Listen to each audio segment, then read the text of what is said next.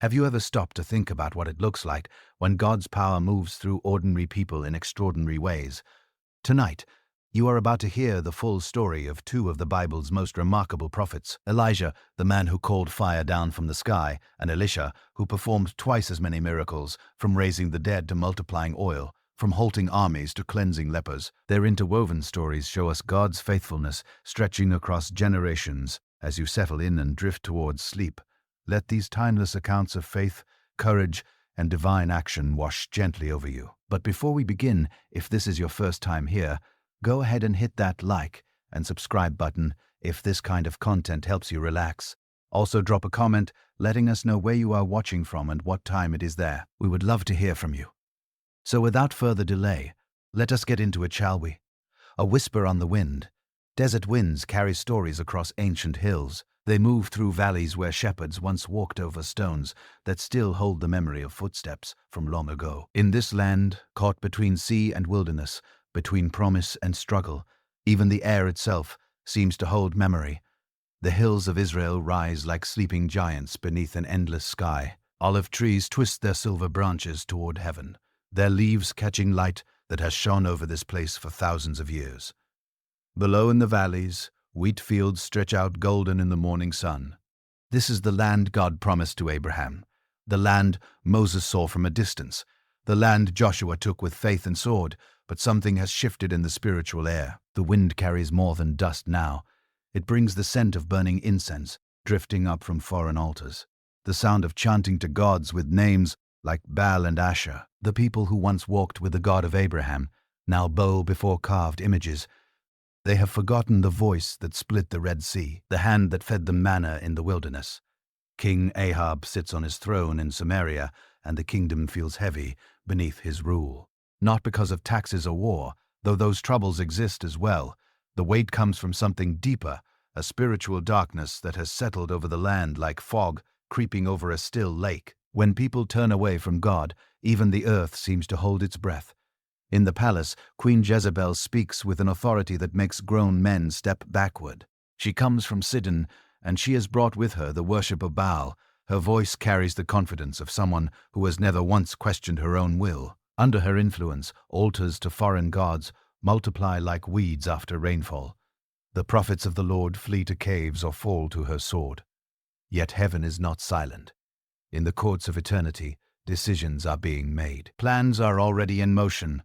The God who spoke light into darkness is preparing to send his voice into this troubled time, not through armies or earthquakes, but through a man, a prophet, someone who will stand before kings and speak truth without flinching. The wind picks up, stirring the dust along ancient roads. It blows through the hills of Gilead, past the Jordan River toward a destiny that will shake an entire kingdom. Soon, very soon, a figure will emerge from the wilderness, a man whose very name means "My God is Yahweh." His footsteps will echo through history. His words will call fire down from heaven. But for now, the wind simply whispers through the valleys. The olive trees bend and sway. The wheat fields ripple like golden waves on a wide sea. And somewhere in the distance, thunder rumbles, though not a single cloud darkens the sky. The storm is coming, the stage is set, and God is about to speak. In the silence between one breath and the next, change begins. It starts small, like a seed pressed into good soil, like a whisper that grows into a shout, like a single raindrop that becomes a flood. The spiritual climate is about to shift. The sleeping kingdom is about to wake, the troubled kingdom. Israel should be a garden. Instead, it has become a wasteland of the spirit. Under King Ahab's 22-year reign, the nation has drifted far from the God who brought them out of Egypt. The drift began slowly, like a ship whose anchor slips quietly in the night. Now the distance between heaven and earth feels as vast as the desert itself.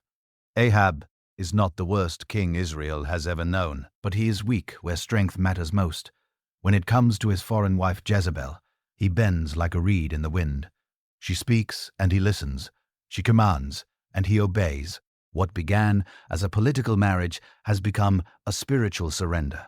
Jezebel arrives from Sidon, carrying more than royal robes and jewelry. She brings with her 450 prophets of Baal and 400 prophets of Asher. These servants of foreign gods eat at her table, sleep in her palaces, and spread their worship across the land. They build high places on every hill. They carve poles and statues. They light fires to gods who cannot see or hear. The people watch the king's wife and think that change is coming. If the palace worships new gods, perhaps they should too. Fear plays its part. Jezebel's sword has already tasted the blood of God's prophets. Speaking against Baal becomes dangerous. It is safer to bow with the crowd than to stand alone. Baal worship promises much: fertility for crops, rain for thirsty fields, prosperity for merchants and farmers. The ceremonies are loud and wild, full of dancing and cutting and shouting. They offer an excitement that the quiet worship of Yahweh seems to lack. Boo. Deep promises and reality often walk very different paths.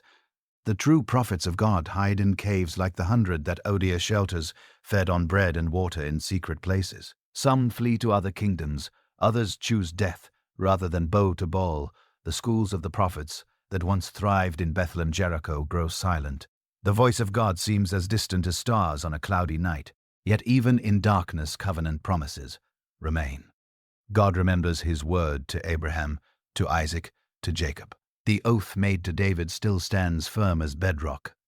Though Israel wanders like a lost sheep, the good shepherd has not forgotten his flock. Discipline may come, but destruction will not have the final word.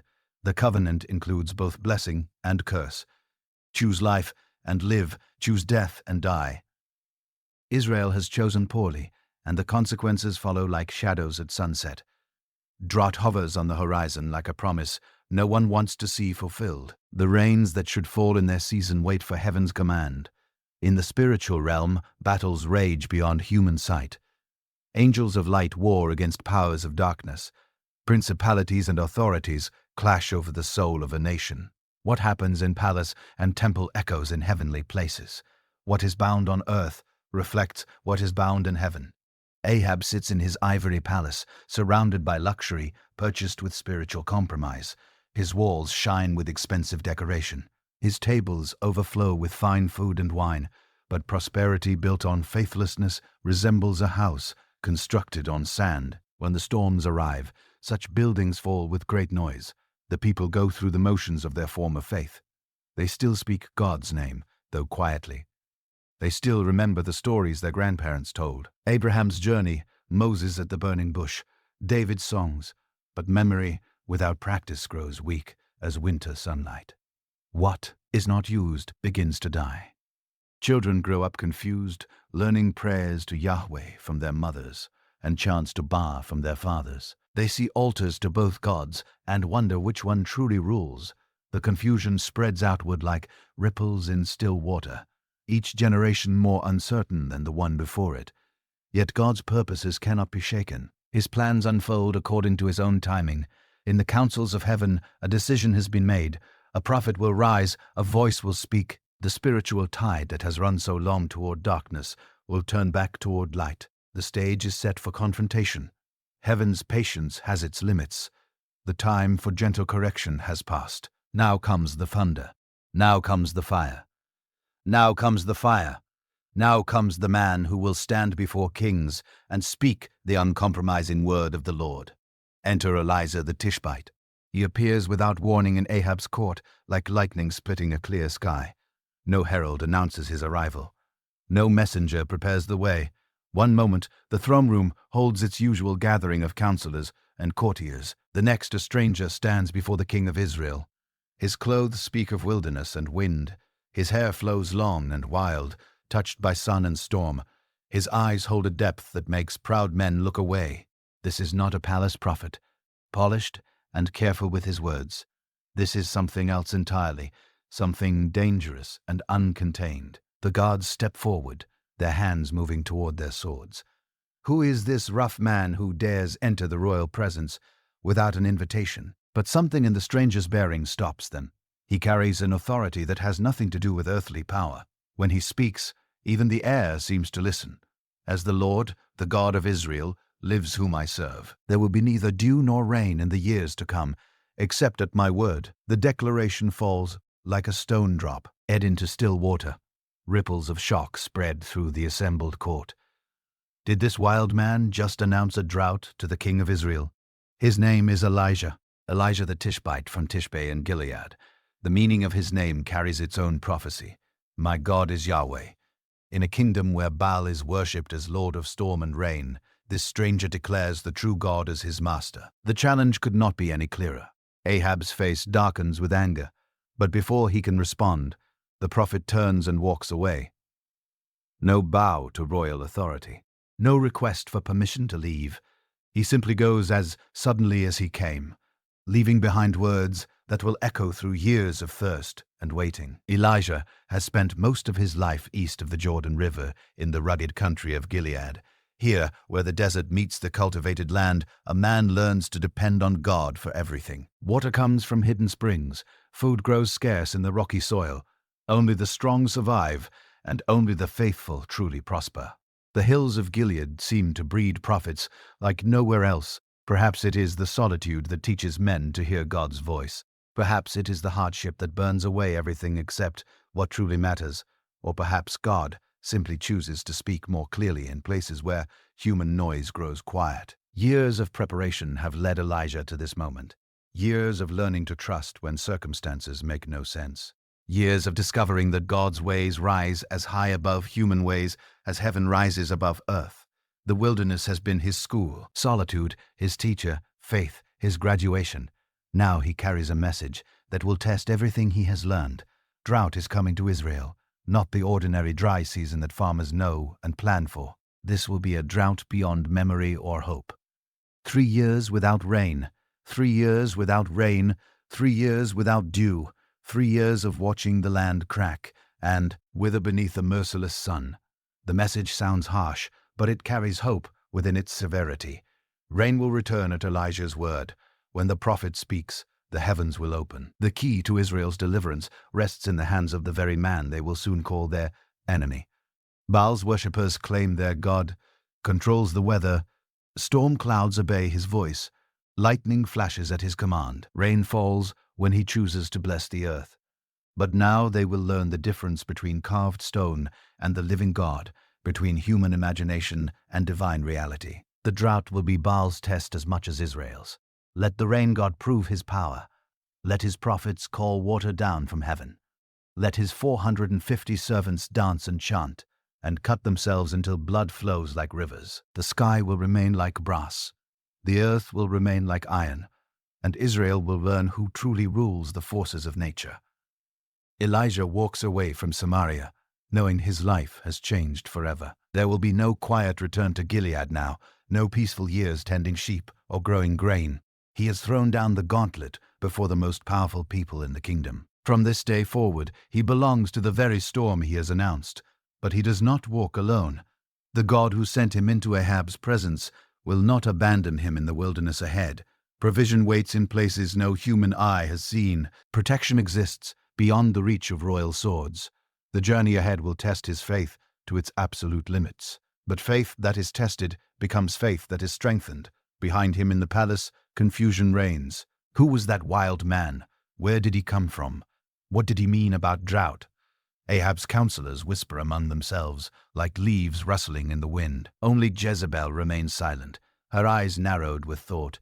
She recognizes a threat when she sees one. The die is cast. The prophet has spoken. Heaven's will has been declared. Now comes the waiting. Now comes the testing. Now comes the proof of which God truly reigns over storm and sunshine, over blessing and curse, over the destiny of nations. Ravens and a brook, God's voice comes clear as morning light. Leave this place and turn eastward. Hide in the Kerth ravine east of the Jordan. You will drink from the brook, and I have commanded the ravens to feed you there. Elijah obeys without hesitation. He has learned that God's instructions often make little sense to human wisdom. Hide by a brook after challenging the king. Trust ravens to provide your daily bread.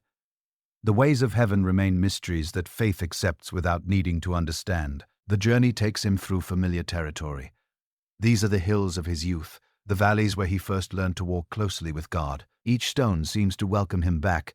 Each bend in the path holds memories of quieter days, when being a prophet meant only speaking to sheep and wild donkeys. Kerth ravine cuts deep into the landscape like a wound that has healed into beauty. Water trickles down its rocky walls, gathering into pools before flowing on toward the Jordan. Oleander bushes bloom in shades of pink and white along the banks. Fig trees stretch their branches over hidden springs. In a land about to burn with drought, this small corner of creation will remain as green as Eden. Elijah builds a simple shelter among the rocks. No palace walls to protect him here. No servants to attend his needs. Just stone and sky and the sound of running water. The simplicity feels like freedom after the weight of royal courts and their heavy atmosphere of intrigue. The ravens come exactly as God promised, black wings against blue sky, carrying bread and meat in their beaks. They arrive morning and evening as regular as sunrise and sunset. Never too early, never too late, always enough, never too much. Heaven's provision operates with a precision no earthly kitchen could match. These are not ordinary ravens. God has commanded them, and they obey with perfect faithfulness. No storm keeps them from their mission. No predator frightens them from their task. They become living proof that all of creation serves its Maker's will. What seems impossible to human eyes appears completely natural to creatures who have never forgotten their place in God's order. Elijah drinks from the brook and eats what the ravens bring. The bread tastes sweet as honey. The meat satisfies like nothing he has known before, not because the food itself is extraordinary, but because it comes directly from God's hand. Every single bite carries the flavor of divine provision. Days pass in a peaceful rhythm. Morning prayer by the water's edge, afternoon rest in the shade of overhanging rocks, evening reflection as stars begin to appear overhead. The noise of the kingdom seems as far away as a half-remembered dream. Here only the essentials matter: water, food, God's presence. Everything else falls away like leaves caught in an autumn wind. But this season of hiding is more than simply staying safe from Ahab's anger. This is schooling in trust. Every morning when Elijah wakes, he must believe that ravens will come. Every evening when hunger stirs in him, he must wait for wings in the sky. No storage rooms filled with grain here. No backup plans or emergency supplies. Only daily dependence on God's faithfulness. The drought, he announced, begins to bite. Reports filter in through traveling merchants and refugees moving across the countryside. Wells dry up in towns he knows by name. Streams that have flowed for generations shrink down to muddy trickles. Farmers watch their crops wither in fields that once waved green with promise. King Ahab sends his soldiers, searching through every cave and valley for the prophet who brought this curse upon the land. His spies question every traveler. His representatives offer rewards for information. But Elijah remains hidden like a stone resting in deep water. God's protection surrounds him like a wall no human can see. The brook continues to flow while rivers fail throughout Israel. Its water tastes clean and cold, even as dust storms blow across the dying land. The oleanders bloom while gardens everywhere wither. The fig trees bear fruit while orchards stand bare and lifeless.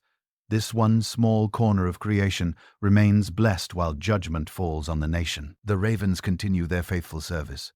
Morning and evening they arrive with provisions. Not a single day passes without their gifts. Even as food grows scarce throughout the kingdom, Elijah's table never lacks. The God who feeds the sparrows has not forgotten his prophet. Time moves differently in the ravine. Without royal schedules or priestly duties, Elijah learns to live by heaven's clock. He rises with the sun and sleeps beneath the stars. He prays when the Spirit moves and rests when peace descends. The artificial urgency of human kingdoms gives way to the eternal rhythms of God's presence. Yet he knows this season will not last forever. The drought serves a purpose far larger than his own safety. Israel must learn that Baal cannot bring rain. The prophets of false gods must face their own powerlessness. King Ahab must discover that political authority means nothing when heaven withholds its blessing. So Elijah waits beside the brook and trusts the ravens. He drinks from waters that flow by divine command. He eats bread that comes from heaven's storehouse, and he prepares his heart for whatever God will ask of him next. The storm is far from over. The testing of the kingdom has barely begun. But here, in this hidden place, God's prophet grows strong for the battles yet to come. The widow of Zarephath, the brook begins to fail. Day by day, the water level drops like hope in a drought-stricken land. The flow that once splashed cheerfully over rocks becomes a whisper then a trickle, then nothing more than damp spots on sun-baked stone. Even God's special provision has its limits. When heaven's judgment falls complete, Elijah watches the water disappear and waits for new instructions. He has learned not to panic when circumstances change. The God who sent ravens to feed him has not forgotten his promise. The silence before the next command carries its own kind of peace. The word comes clear as crystal. Go at once to Zarephath in the region of Sidon, and stay there. I have commanded a widow there to supply you with food.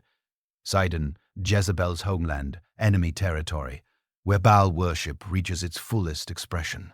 God is sending his prophet into the very heart of pagan darkness to depend on a woman who has never heard the name of Abraham's God. The irony carries a bitterness like wormwood on the tongue. While Israel's wells run dry despite their covenant privileges, a Gentile widow will be the one to provide for God's prophet. The journey takes several days across territory, growing more desperate with each passing mile. Refugees crowd the roads, carrying bundles of possessions and children too exhausted to walk another step.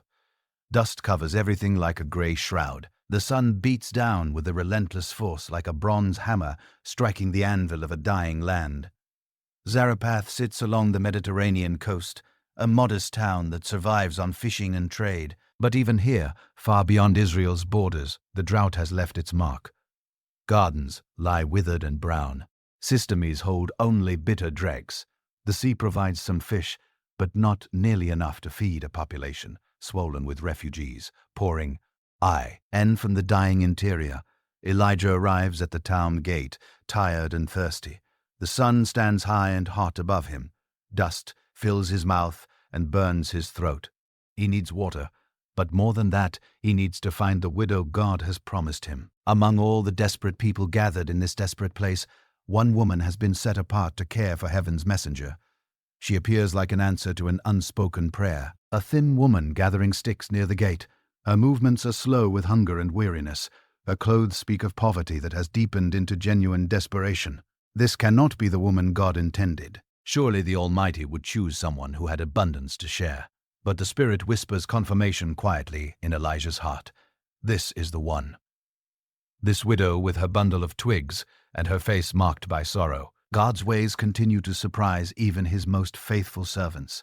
Would you bring me a little water in a jar so I may have a drink? Elijah calls to her.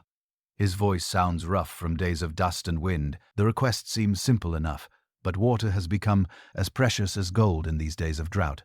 The woman looks up, and her eyes carry depths of sadness that seem achingly familiar. She has buried her husband.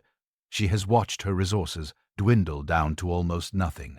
She knows the particular taste of fear that comes when the last handful of wheat sits at the bottom of an empty jar. Yet something in the stranger's voice compels her to nod and turn toward her small house. As she walks away, Elijah calls after her, "And bring me, please, a piece of bread." She stops as if struck by lightning. Slowly she turns back, and her voice carries the full weight of coming death. "As surely as the Lord your God lives, I don't have any bread, only a handful of flour in a jar and a little olive oil in a jug. I am gathering a few sticks to take home, and make a meal for myself and my son, that we may eat it and die." The words hang in the air like a funeral song. This woman stands at the very edge of existence. The meal she is planning will be her last. After that, only starvation remains. Yet God has chosen her to feed his prophet. The divine logic continues to baffle every human attempt at understanding.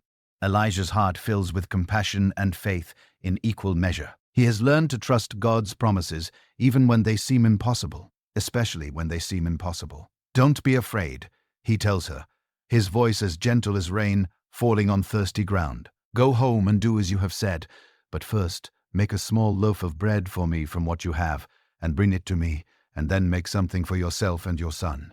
For this is what the Lord, the God of Israel, says, the jar of flour will not be used up, and the jug of oil will not run dry until the day the Lord sends rain on the land."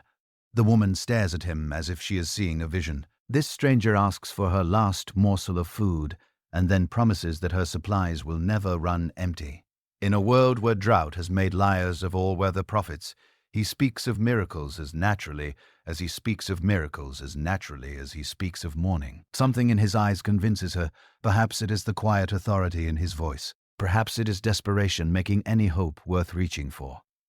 Perhaps it is the gentle touch of God on her heart, whispering that this strange man speaks a truth beyond ordinary human understanding. She goes home and does exactly as Elijah said.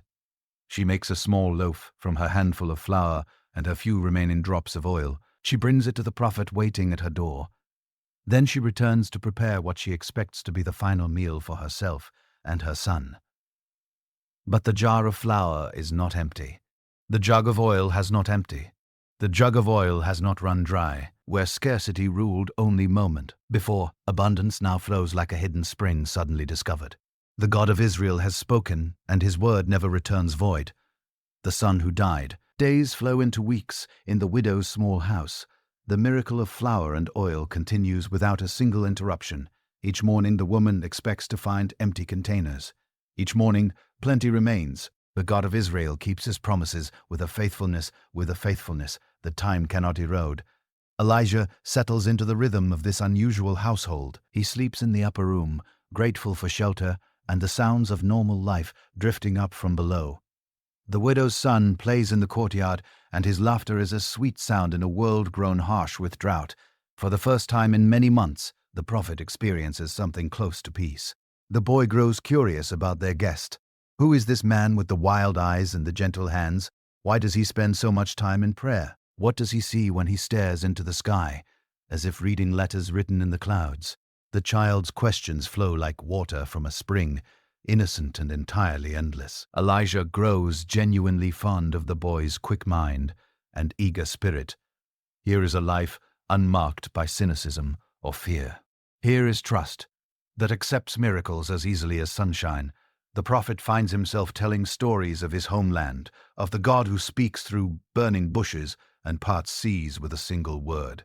The woman watches their friendship growing with a quiet sense of wonder. Her son has been sad since his father's death, quiet in ways that worried her deeply. Now laughter has returned to his voice. Hope has brightened his eyes. The strange man from Israel has brought more than miraculous food to their house. He has brought joy back from somewhere it had been lost. But then comes the morning, when the boy does not wake for breakfast. His mother calls his name with growing alarm. She shakes his small shoulders, but his body remains still as stone. His breath has stopped. His heart beats no more. Death has crept into their house, like a thief moving through the night. The woman's grief explodes into rage and raw accusation. She carries her dead child to Elijah's room and confronts him with eyes blazing like torches. What do you have against me, man of God? Did you come to remind me of my sin and kill my son? Her words cut deeply, because they give voice to the question that haunts every believer in times of inexplicable loss. Why does God allow suffering to touch the innocent? Why does death claim children, while evil men live long and easy lives? If the Almighty can multiply flour and oil, why could he not protect a boy from sickness? Elijah feels the weight of her pain, as though it were his own. This woman gave him shelter when he had nowhere else to turn. She shared her last meal without complaint. She trusted Israel's God on nothing more than a stranger's word. And now her son lies dead in her arms. "Give me your son," he says quietly. The words sound stark, but his voice carries infinite gentleness. The woman hesitates, then places her precious burden into the prophet's arms. The boy's body feels cold and small, like a bird fallen from its nest. Elijah carries the child to his own room and lays him carefully on the bed. Then he begins to cry out to God with the full desperation of a man whose faith hangs by a single thread. "Lord my God, have you brought tragedy even on this widow I am staying with by causing her son to die?" The prayer pours out with a raw honesty that holds absolutely nothing back. This is not the polite petition of formal worship. This is the anguished cry of a heart being torn in two. The prophet, who has seen miracles beyond counting, now faces the one miracle he fears most, to request. 3 times Elijah stretches himself over the child's still form. 3 times he cries out for life to return. "Lord my God, let this boy's life return to him." The words echo off the walls like thunder in a sealed room. Nothing happens. The boy remains motionless. Death maintains its grip with fingers of ice. But Elijah continues to pray, continues to hope, continues to believe that the God who creates life from nothing can restore it to a small body grown cold and still. Then, Like dawn breaking after the longest possible night, warmth begins to return to the child's skin. A flutter stirs somewhere deep in his chest. His eyes open wide with surprise, as if he has awakened from the deepest sleep of his life. Breath fills his lungs with a sound like wind rushing through dry grass. The moment rain finally comes, the boy sits up and looks around the room with a confusion that quickly gives way to joy. He is alive, completely, perfectly, miraculously alive. Death has been forced to release its hold. The impossible has become reality through the power of desperate, unrelenting prayer. Elijah lifts the boy in his arms and carries him down to his mother. "Look, your son is alive." The words feel insufficient for the magnitude of what has just happened, but they carry the full weight of heaven's victory over the darkest weapon in hell's arsenal. The woman takes her son and holds him as if she will never let go. Her tears fall like rivers, but now they carry the taste of joy rather than sorrow. She looks at Elijah with eyes that have seen beyond the ordinary veil of human existence. "Now I know that you are a man of God, and that the word of the Lord from your mouth is the truth." Her declaration carries the authority of one who has personally witnessed resurrection. She has moved beyond belief into knowledge, beyond hope into certainty. This is the first time in all of Scripture that someone returns from death to life. The precedent set here will echo through all of history until another son dies and rises again, this time to stay. But for now, in a small house in Sidon, heaven has shown its power over the grave. The widow feeds her son and marvels at the miracle of his hunger. Elijah watches them both and feels his own faith made deeper and stronger by everything he has witnessed. The God who sends ravens and multiplies flour can also defeat death itself. No power in earth or in the depths of hell can stand against such love. The third-year silence has settled over Israel like dust collecting on an abandoned house. 3 years without rain, 3 years without dew, 3 years of scanning the sky for clouds that never arrive. The land lies cracked and broken, painted in shades of brown and gray that speak of death and desperation. King Ahab has aged well beyond his years. The drought has carved lines into his face deeper than any sword could cut. His kingdom staggers like a man who has drunk too much, weakening with each passing season. Cattle die in the fields. Horses grow as thin as skeletons. Even the palace wells run low, their water bitter with minerals drawn from increasingly desperate depths. Jezebel's prophets of Baal dance themselves to exhaustion, calling for rain. They cut their bodies until blood flows like the water they cannot summon. They shout until their voices crack like the parched earth beneath their feet. But the sky remains like brass, and their God remains as silent as stone. The people begin to whisper dangerous thoughts. Perhaps Baal is not as powerful as they were led to believe. Perhaps the old God of their fathers still watches over Israel. After all, perhaps the wild prophet who announced this drought was telling the truth. But whispers are dangerous things when queens have sharp ears, and even sharper swords. Famine stalks the land like a predator, hunting wounded prey. The wealthy eat through their stored grain, while the poor gather roots and weeds from cracked soil. Children cry themselves to sleep with empty bellies. Old people sit in doorways with eyes that have witnessed too much suffering. Death becomes a frequent visitor to homes that once knew abundance. Foreign merchants avoid Israel's borders. Who wants to trade with a kingdom where water costs more than wine? Caravans take longer routes through more hospitable lands, and the economic isolation deepens the crisis, turning shortage into genuine starvation.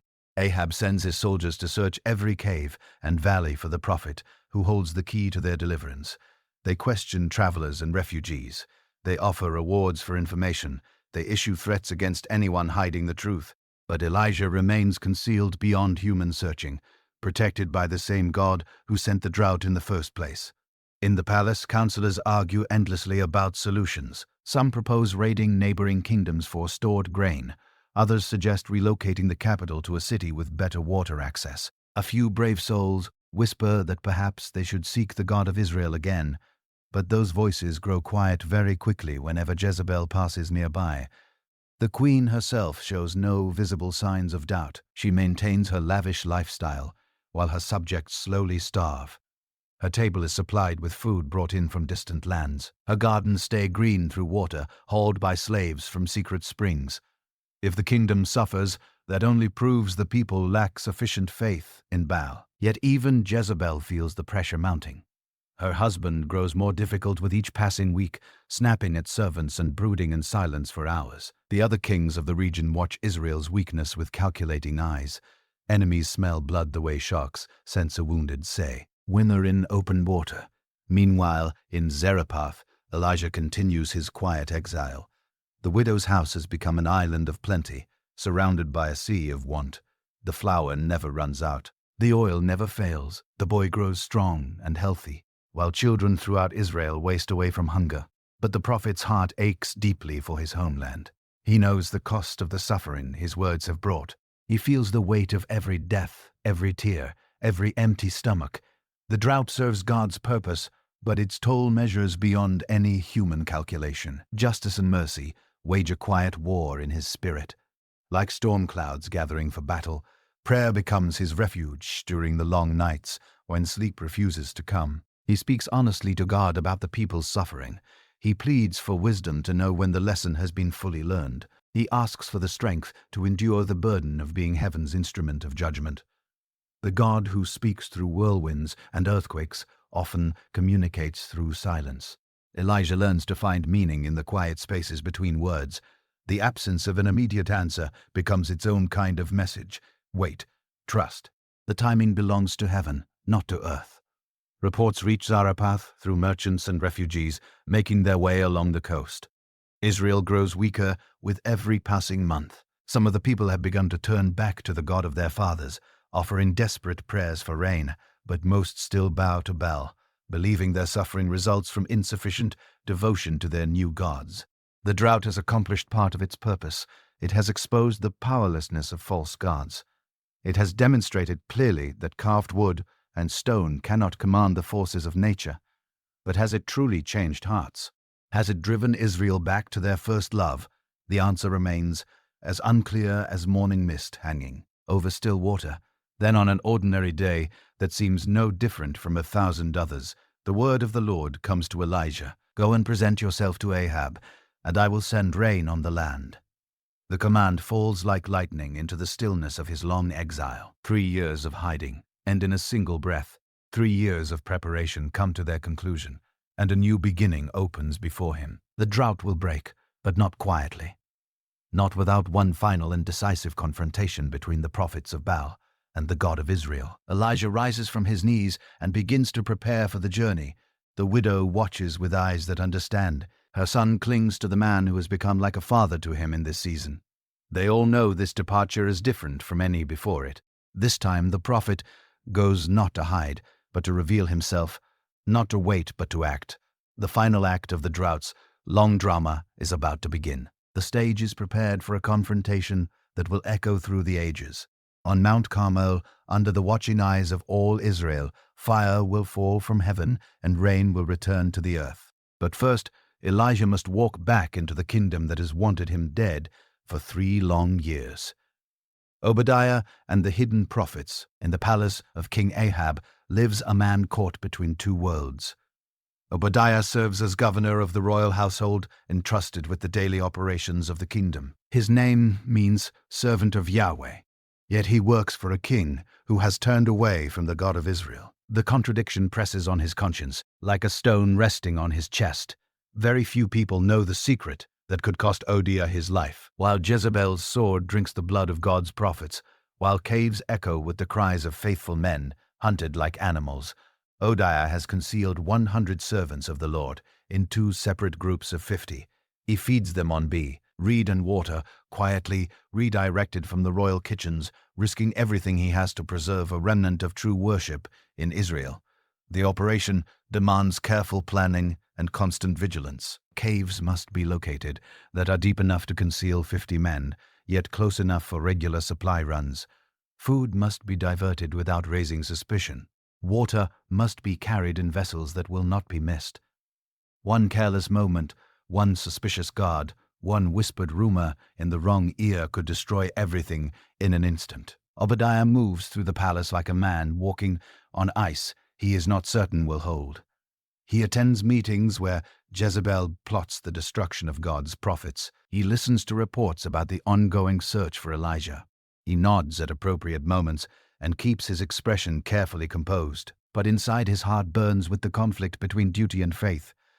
The hidden prophets know they owe their lives to this brave man. They pray for him without ceasing, asking God to protect their protector. They understand exactly the danger he faces every time he passes through the palace gates. One word from Jezebel could mean death, not just for them, but for the man who has shown them such costly and courageous kindness. The caves where they shelter become underground schools of faith. Older prophets teach the younger ones the songs of David. They recite the law of Moses from memory. They tell the stories of Abraham's journey and Joshua's victories. In the darkness of their hiding places, the light of God's truth burns as bright as stars scattered across a midnight sky. Obadiah's faith grows stronger through the constant pressure of his circumstances. Each successful supply run deepens his trust in God's protection. Each narrow escape from discovery reinforces his conviction that heaven watches closely over those who serve with undivided hearts. Hillel runs through experience that courage is not the absence of fear, but faithfulness lived out in spite of it. The drought makes his mission both harder and easier in different ways. Harder because food grows increasingly scarce throughout the kingdom. Every loaf of bread becomes precious as gold. Every jar of water is counted and measured and carefully tracked, but easier too, because the general chaos provides cover for unusual activities. In desperate times, people pay less attention when supplies happen to go missing. The royal household struggles just like everyone else. Servants work harder for smaller portions. Guards grow irritable from hunger and thirst. Even the king's table offers far less variety than before. Obadiah uses the resulting confusion to his advantage, redirecting resources with the careful skill of a man whose life depends entirely on precise planning. News reaches the palace regularly about the continuing search for Elijah. Ahab has sent official messengers to every neighboring kingdom, asking whether they have seen the prophet who brought this curse upon Israel. Some kings swear solemn oaths that they have not sheltered the wanted man. Others simply decline to cooperate, finding too much quiet satisfaction in Israel's distress to offer any assistance. Obadiah knows far more about Elijah than he could ever safely reveal. The hidden prophets speak of him with reverence and barely contained hope. They share among themselves the stories of his miracles, his courage, his uncompromising dedication to God's truth. To them, he represents everything they wish they could become. To Obadiah, he seems like a dream too extraordinary and dangerous to fully believe. The strain of his double life appears in small but telling ways. He sleeps poorly, always alert to footsteps in the corridor. He eats little, his stomach too knotted with worry to accept much food. His hair has gone grey at the temples, aged well beyond his years by stress and unceasing tension. Yet he continues his secret mission, because to stop would mean watching good men die when he had the means to prevent it. Jezebel grows more suspicious as the drought drags on into its second and third year. She questions her servants about supplies that cannot be fully accounted for. She watches for any flicker of disloyalty among her staff. Her eyes seem to follow Obadiah whenever their paths cross in the palace corridors. He forces himself to appear perfectly calm, while his heart races like a bird caught in a narrow space. The queen maintains informants spread throughout the kingdom. Merchants, soldiers, even beggars report back to her about unusual activities in distant towns and villages. Her network of spies makes everyone deeply paranoid. Neighbors watch neighbors. Servants suspect fellow servants. Trust becomes a luxury that very few can afford in such dangerous times. But God protects his faithful servant with quiet precision. Time after time, Obadiah escapes detection by margins so narrow they can only be called miraculous. Guards turn away at crucial moments. Meetings run unexpectedly long, providing cover for supply runs that could not otherwise be explained. Storms blow in suddenly, giving him reasons to seek shelter in the vicinity of the hidden caves. The 100 prophets pray without stopping for their benefactor and for their broken kingdom. They fast and weep and intercede for rain to return to the dying land. They cry out for justice against those who shed innocent blood. They plead for God to remember his covenant with Israel and draw his wandering people home. Some nights Elijah and Elisha wake in the dark and wonders how much longer all of this can possibly continue. The hiding places grow harder to supply with each passing week. The queen's suspicions deepen. The prophets themselves, grow increasingly restless. longing to emerge from their caves and declare God's truth openly to whoever will listen. The pressure builds steadily, like water rising behind a dam that may not hold much longer. Yet he perseveres because he has already seen too much to consider quitting. He has watched ordinary men become something like heroes through their faith in impossible circumstances. He has witnessed the power of prayer to sustain life when every earthly resource has been exhausted. He has come to understand that God's strength shows itself most clearly through human weakness. The drought will end someday. Jezebel's reign will pass into history, like all earthly powers before it. But the memory of 100 prophets preserved alive by one faithful man will echo forward through generations yet to come. The God who notices sparrows falling from trees has not overlooked those who risk everything to serve his purposes in the shadows. Morning comes to the palace again, as it has for 3 years now, without dew, without clouds, without the faintest hope of rain. But Obadiah rises and prepares himself for another day of dangerous faithfulness. The hidden prophets depend on him.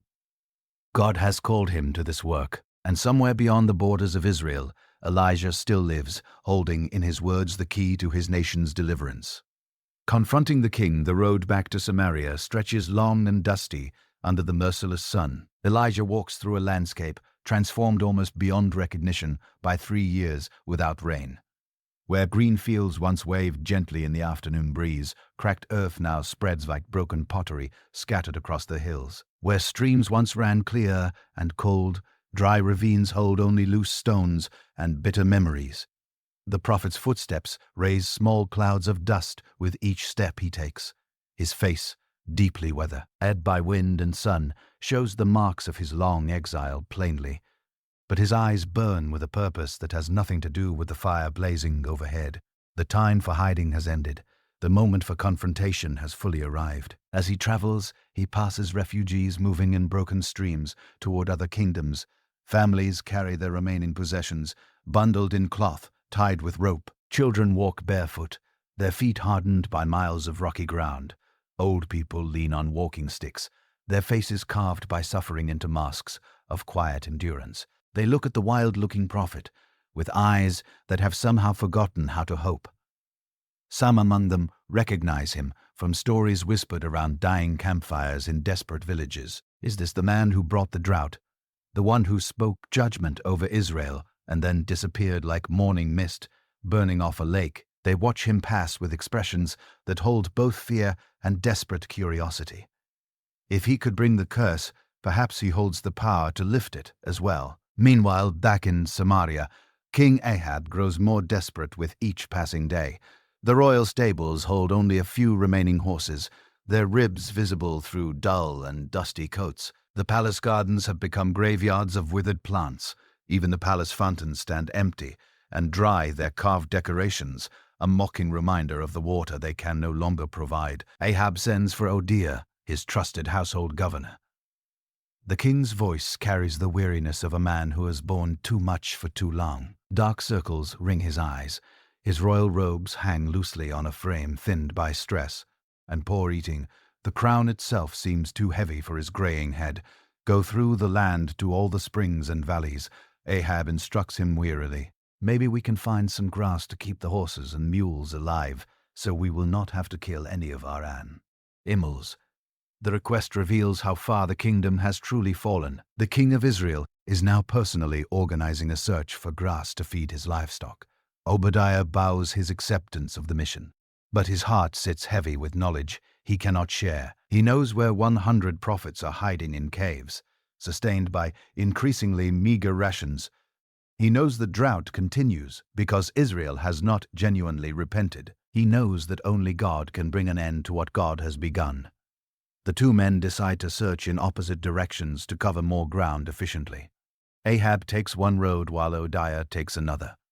The irony bites with quiet sharpness. The king who has abandoned God searches for natural solutions, while his faithful servant walks roads that are about to lead toward a divine answer no one could have anticipated. Obadiah has not traveled far when he sees a solitary figure approaching from a distance. The man's silhouette wavers in the heat, like a mirage forming over baked stone. But as the figure draws closer, recognition strikes like a physical blow. The wild hair, the weathered clothing, the unmistakable bearing of someone carrying both authority and deep humility. This can only be Elijah.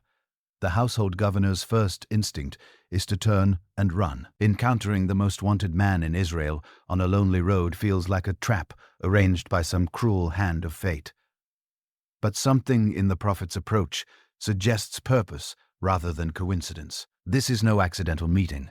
This is a divine appointment. Elijah stops a few paces away and speaks first. "Is that you, Obadiah?" His voice carries a warmth that genuinely surprises the frightened official. No anger colors his words, no accusation darkens his tone. He speaks like a man greeting an old friend rather than confronting a representative of his enemies. Obadiah falls to the ground before him in a mixture of reverence and profound terror. "Yes, my lord, it is I." The words emerge barely above a whisper. He cannot look directly at the man whose spoken words have brought such sweeping judgment down upon the land. Yet he cannot bring himself to run from someone who so clearly serves the God he loves. "Go tell your master, Elijah is here." The prophet instructs him simply. The command sounds straightforward enough, but both men understand what it truly means. Telling Ahab about this encounter will expose Obadiah to royal suspicion immediately. Why was he speaking with the kingdom's most wanted fugitive? How did he recognize him so readily on a deserted road? Obadiah's response reveals the depth of his fear and the honesty of his heart.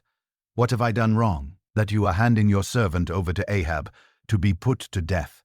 His voice shakes visibly like leaves caught in a sudden gust. He knows Ahab's temper intimately.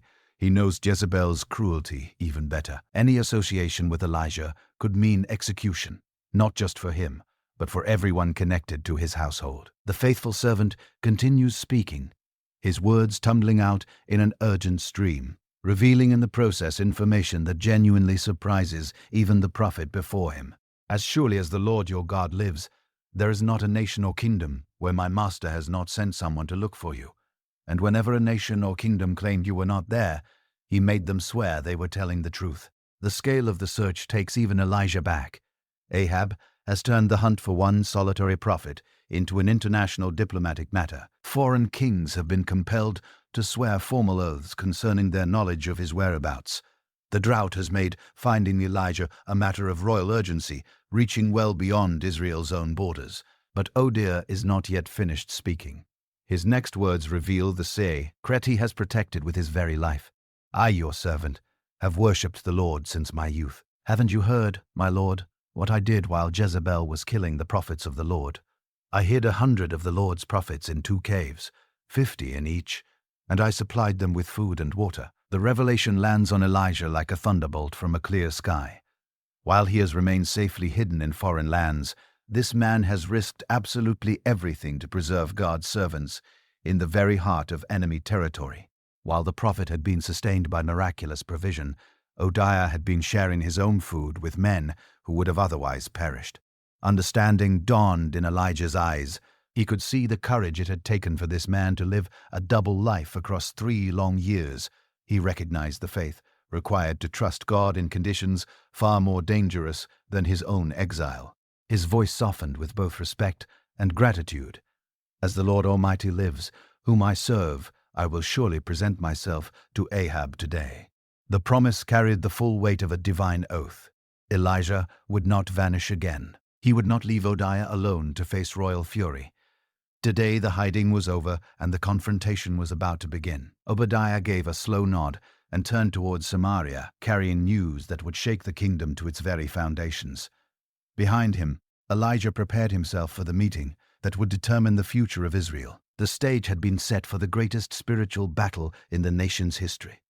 Fire from heaven, Mount Carmel rose above the surrounding hills like a green throne sitting in a brown kingdom. Even in the midst of drought, its slopes held more life than the dying plains stretching out below. Springs hidden within rocky cliffs still offered water to those who knew where to search. Trees with deep roots continued to spread their leafies. This mountain would serve as the perfect stage for heaven's theater. The word spread through Israel like wildfire through dry grass. Elijah had returned. The prophet, who had brought the drought, was now calling for a gathering on Carmel. All of Israel was to come. The prophets of Baal and Asher were required to attend. King Ahab himself would witness what happens when false gods are brought face to face with the true God of Israel. They came from every corner of the dying kingdom. Farmers left their withered fields behind. Merchants closed up their empty shops. Families packed what little they had and joined the streams of people flowing toward the sacred mountain. Some arrived hoping for rain. Others came expecting spectacle. All of them came knowing they would witness something that would change everything. Ahab arrived with the grandeur expected of royalty, though his procession appeared shabby, compared to what it had once been. Horses pulled his chariot, but their ribs pressed visibly through dull coats. Soldiers marched in formation, yet their uniforms hung loose on frames thinned by 3 years of poor rations. The crown still glittered on his head, but the man beneath it bore the marks of 3 years, without rest. The prophets of Baal numbered 450 strong. They came dressed in their finest robes, carrying ceremonial knives and torches. Their confidence seemed unshakable. This was their moment to prove their God's power. 3 years of drought had only deepened their determination to call down fire and rain. The prophets of Asher added another 400 to the false army. They brought carved poles and golden ornaments, instruments of worship, polished to a mirror brightness. Their chants filled the air with exotic melodies that spoke of foreign lands and alien gods. Together, the false prophets outnumbered Elijah 850 to 1. But numbers mean nothing when heaven chooses to act. The lone prophet stood before the assembled multitude, like David standing before Goliath. His clothes spoke of wilderness and wind. His hair moved wild and free. His eyes held depths that made proud men look away. When he spoke, his voice carried across the mountainside like thunder, rolling ahead of a storm. How long will you waver between two opinions? The question cut through the crowd's murmur like a blade through silk. If the Lord is God, follow him. But if Baal is God, follow him. The challenge could not have been clearer. No more compromise. No more hedging bets. Choose this day whom you will serve. The people remained as silent as stones. They wanted rain. They wanted prosperity. They wanted peace. But they did not want to choose between competing gods. Choice requires commitment. Commitment demands sacrifice. And sacrifice costs more than most people are willing to pay. Elijah continued with patient authority. I am the only one of the Lord's prophets left, but Baal has 450 prophets. His words acknowledge the odds while completely dismissing their importance. God plus one always equals a majority when that one stands at the center of heaven's will. The terms of the contest sounded simple enough. 2 bulls would be prepared for sacrifice. 2 altars would be built. 2 groups of prophets would call on their gods to send fire down from heaven. The God who answered with flame would prove himself the true deity of Israel. You call on the name of your God, and I will call on the name of the Lord, the God who answers by fire. He is God. The crowd responded with approval. This made sense to minds that understood demonstrations better than doctrine. Let the gods compete. Let heaven reveal which religion deserved their allegiance. The prophets of Baal chose their bull and prepared their altar with elaborate ceremony. They arranged the wood with careful precision. They cut the meat into exact portions. They sprinkled sacred oils and muttered ritual blessings over everything. It all had to be perfect for their God to respond. Then began the strangest prayer meeting in all of human history. 450 prophets danced around their altar, calling on Baal with increasing desperation. Their voices rose in harmonized chanting that echoed off the mountain slopes. They leaped and shouted and waved their arms toward the cloudless sky. Morning passed into afternoon, and still no fire came down. The sun beat down mercilessly on the sweating prophets. Their voices grew from calling. Their feet stumbled from hours of dancing, but still they continued with the persistence of men whose lives depended entirely on their God's response. Elijah watched their efforts with something approaching pity. These were sincere men serving a false god. Their dedication deserved a kind of respect, even if their theology needed complete correction. But sincerity cannot substitute for truth. Dedication cannot overcome delusion. At noon, the prophet of Israel began to mock their efforts with gentle irony. Yelled louder. Surely he is a god. Perhaps he is deep in thought or busy. Or perhaps he has gone traveling. Maybe he is sleeping and needs to be awakened. His words stunned because they gave voice to doubts. already growing in every watching heart. The false prophets responded by increasing their frenzy. They shouted until their voices cracked. They danced until they collapsed from exhaustion. They cut themselves with knives and spears until blood flowed like the rain they were unable to produce. The mountain slope became a scene from a nightmare as hundreds of men wounded themselves in desperation. But the sky remained empty. No fire fell. No voice answered. No sign appeared to encourage their efforts. Baal remained as silent as the carved stone he truly was. The afternoon wore on, and their God offered nothing but the echo of their own voices. Finally, as evening drew near, their strength failed them completely. They stood around their altar like defeated soldiers after a lost battle. Blood stained their robes. Dust covered their faces. Despair pressed their shoulders down like a heavy burden. Their God had failed them utterly. Now Elijah stepped forward to claim his turn. The crowd pressed closer, sensing that something important was about to happen. The prophet worked alone, needing no assistance for what came next. He began by repairing the altar of the Lord that stood broken nearby. 12 stones represented the 12 tribes of Israel. Each stone spoke of covenant promises that had endured despite human faithlessness. Each piece told a story of God's faithfulness across generations of wandering. The altar rose slowly, built by steady hands that had learned to trust in heaven's timing. The wood was arranged. The bull was prepared. Everything looked ready for a normal sacrifice. But then Elijah did something that made the crowd gasp in amazement. He called for 4 large jars to be filled with water and poured over the offering, and the wood, water, precious, irreplaceable water, in a land that had known nothing but drought for 3 years. The people watched in shock as their most valuable resource soaked down into the wood and meat.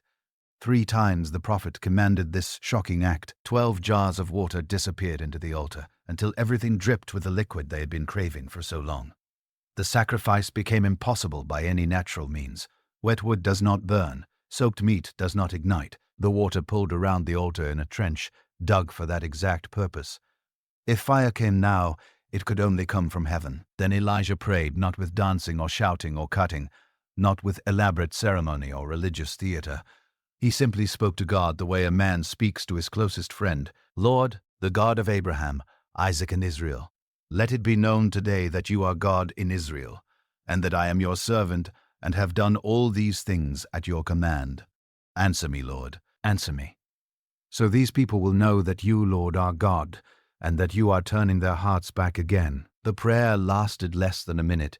No repetition, no religious jargon, no manipulation, just honest conversation between heaven and earth. The prophet asked for fire, not to prove his own power, but to demonstrate God's love for wayward Israel.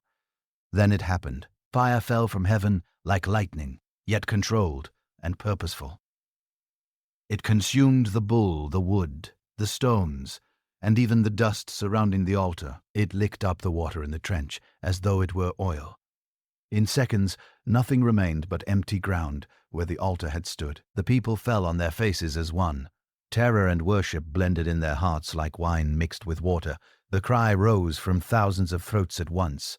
The Lord, He is God. The Lord, He is God. The declaration echoed off the mountain slopes and rolled across the kingdom like rolling thunder. Baal's prophets stood frozen in shock. Their God had been utterly defeated. Their theology lay in ruins. Their future stretched out dark and uncertain before them. Some began to run, but Elijah commanded that none be allowed to escape. Justice demanded payment for years of leading Israel astray. The false prophets died by the sword beside the Kishon River.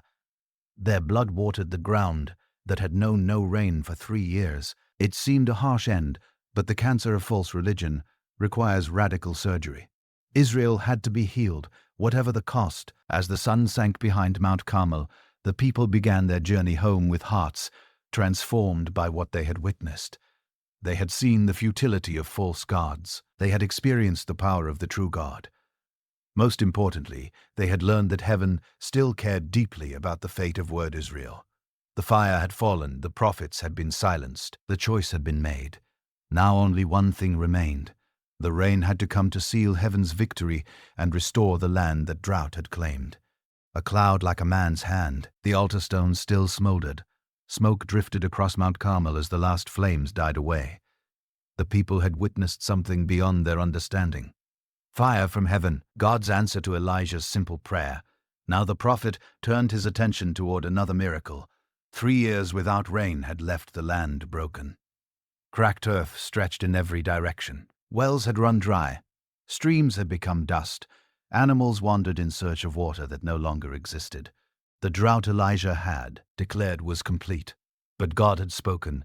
The time for rain had come. Elijah climbed higher up the mountain. His servant followed close behind, footsteps echoing on the rocky path. They reached a place where they could look out across the Mediterranean. Blue waters stretched all the way to the horizon, calm and endless. Not a single cloud anywhere. "Go look toward the sea," Elijah told his servant. The young man shielded his eyes and gazed westward. Empty sky met empty water. Nothing stirred. "There is nothing," the servant reported. Elijah knelt on the ground. He bent low, face between his knees. The ancient posture of prayer, deep conversation with the Almighty. The prophet who had called down fire was now asking for rain. 7 times Elijah sent his servant to look. 7 times the answer came back exactly the same. Nothing. Clear skies, endless blue. No sign of change. The 7th time was different. The servant climbed back to his watching spot and scanned the horizon with care. Far out over the water, something small caught his eye, barely visible. A tiny wisp of white against the blue. "I see a small cloud," he called back, "like a man's hand." Elijah lifted his head. One small cloud. Nothing more than a whisper of moisture. But the prophet understood exactly what it meant. He jumped to his feet with sudden energy. "Go quickly to Ahab," Elijah commanded. "Tell him to get his chariot ready. Tell him to hurry down the mountain before the rain stops him." The servant ran toward the king's camp. Elijah watched that tiny cloud begin to grow. What had started as a wisp became a mass. What began small spread slowly across the whole sky. Wind began to stir. The air changed, moisture gathered. Within minutes, the small cloud had become many clouds rolling in from the sea, dark and heavy. Thunder rumbled in the distance. Lightning flickered. The smell of rain filled the air. Ahab needed no second warning. He had seen the fire fall. He knew this prophet spoke for God. His horses were quickly hitched to the royal chariot. The king climbed aboard, reins in hand. The first drops began to fall, large warm drops that struck the dry ground with tiny puffs of dust. Then more drops, faster, heavier. The drought was ending, but something strange then happened. As Ahab raced down the mountain road, a figure appeared beside his chariot, running, keeping pace with the horses. It was Elijah. The prophet ran alongside the royal chariot as rain began to pour. His robes were tucked into his belt for easier movement. Water streamed down his face, lightning flashed overhead, thunder crashed all around them. Ahab's horses were strong and fast. The chariot wheels spun across the muddy road, but Elijah matched their speed, step for step, mile after mile. The power of God strengthened the prophet's legs. They raced together through the gathering storm. Rain fell harder with each passing minute. What had been a drought became a deluge. Water rushed down hillsides. Dry creek beds filled and then overflowed. The land drank deeply after 3 years of thirst. Elijah ran ahead of Ahab all the way to Jezreel, 18 miles of running in a thunderstorm. The prophet reached the city gates before the king's chariot. Impossible human effort, powered entirely by divine strength. The rain continued through the night, steady soaking rain that worked its way deep into the soil. Farmers would wake to find their fields beginning to turn green again. Wells would fill. Springs would flow. The curse of drought had been lifted, from one small cloud to a mighty storm, from 3 years of dryness to abundant rain. God's timing was perfect, his provision complete. What he promised, he delivered. Elijah had learned to recognize God's signs. A tiny cloud meant a great downpour was coming. Small beginnings often lead to mighty endings. Faith sees the storm in a wisp of vapor. The prophet, who had hidden by a brook, now ran through the rain. The man who had waited in silence now witnessed God's power in motion. Every step he took through the storm was a declaration of trust. Rain washed the dust from Mount Carmel. It filled the streams of Gilead. It turned the wilderness green. 3 years of drought ended in one afternoon of storm. God's word through his prophet had been fulfilled completely. In Jezreel, Elijah finally stopped running, exhausted but victorious. The rain fell around him like a blessing. The long, dry season was over. New life was beginning. Jezebel's threat. Rain still drummed on the palace roof in Jezreel. King Ahab sat in his chambers, water still dripping from his clothes. The wild ride down from Mount Carmel had left him shaken. Fire from heaven, rain from a clear sky. This prophet clearly spoke for a God far more powerful than Baal. Ahab's wife found him there staring at nothing. Queen Jezebel entered with her usual commanding presence. She noticed his troubled expression right away. What happened on the mountain? She demanded. Ahab began the story slowly. The challenge, the 850 prophets of Baal and Asher, their frantic dancing and cutting, the silence from their gods. Then Elijah's simple prayer and the fire that consumed everything, all the prophets. Jezebel's voice grew cold. Everyone, Ahab whispered. The people killed them all by the brook. They said, "The Lord is God." They said it over and over again. Jezebel's face hardened. Her carefully built religious system had collapsed in a single afternoon. Years of work promoting Baal worship had been destroyed. Her imported prophets were dead. Her influence had been challenged by one wilderness prophet. She called for a messenger immediately. "Find this Elijah," she commanded. "Tell him that by his time tomorrow, his life will be like the lives of my prophets. I swear it by my gods."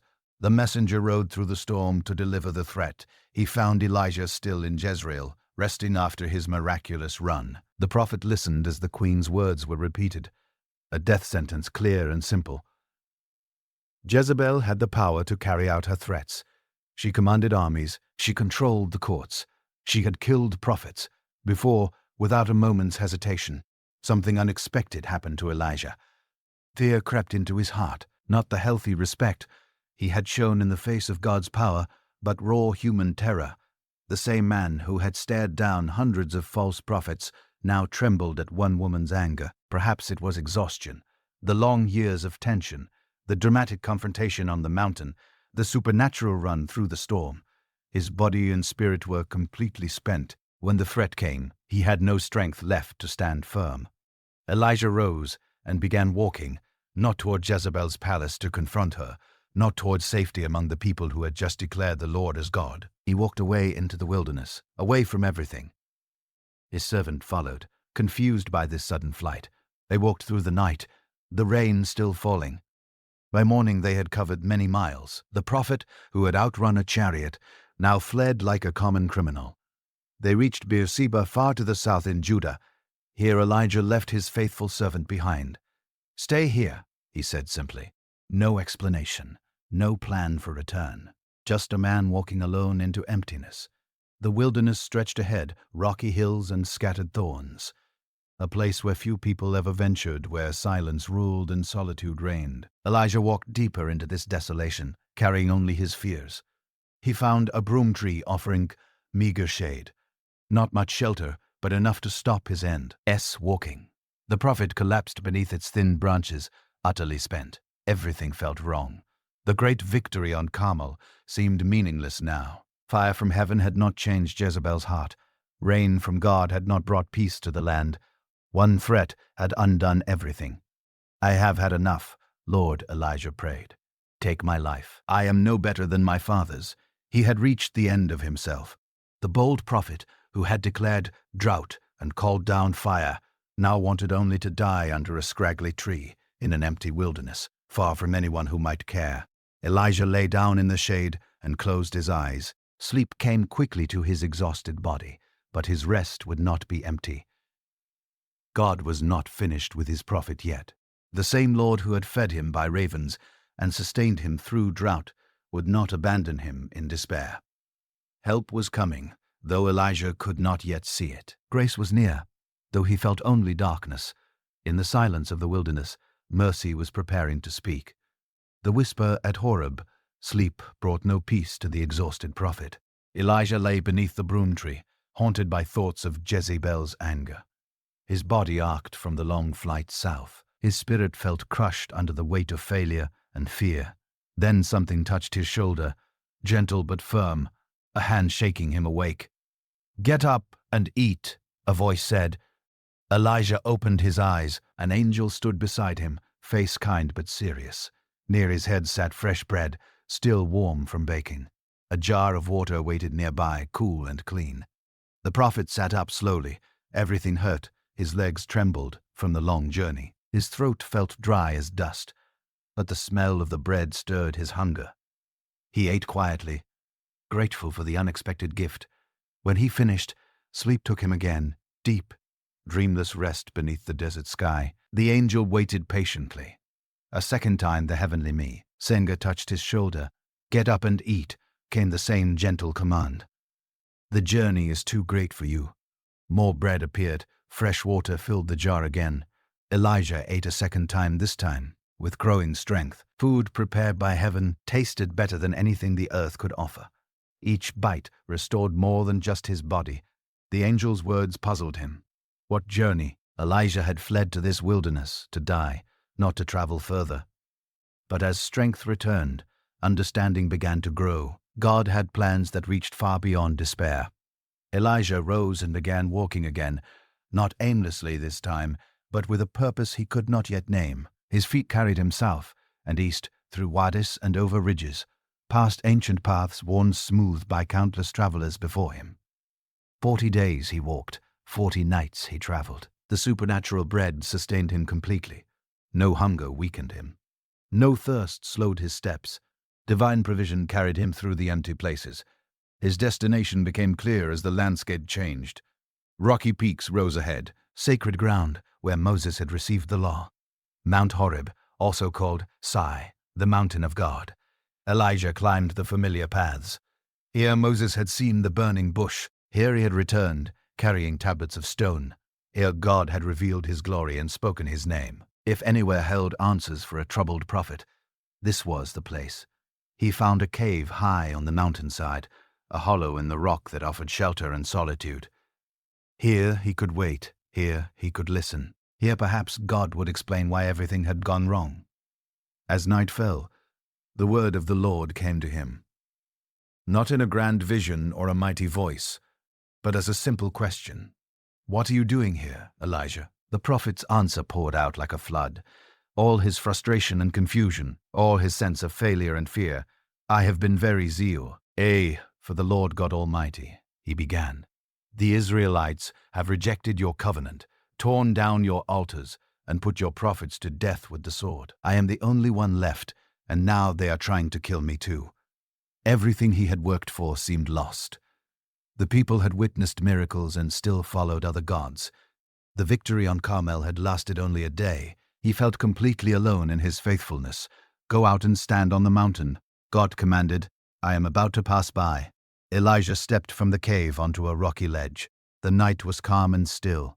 Stars shone clearly in the desert sky. Peace surrounded the mountain. Then the earth began to shake, violent trembling that split rocks and sent stones tumbling down the slopes. A great and powerful wind followed, bending trees and howling through the canyons. After the wind came fire, lighting the darkness with fierce intensity. But in none of these mighty displays was the Lord present. When the earthquake stopped, when the wind died down, when the fire faded, silence returned, deep, complete quiet that seemed to hold its own breath. And in that silence came a gentle whisper, quiet as breathing, soft as a sigh, a still, small voice that spoke more clearly than any storm. Elijah knew this was God, not in the dramatic signs he had expected, but in the whisper that reached his heart. He pulled his cloak over his face and stepped to the mouth of the cave.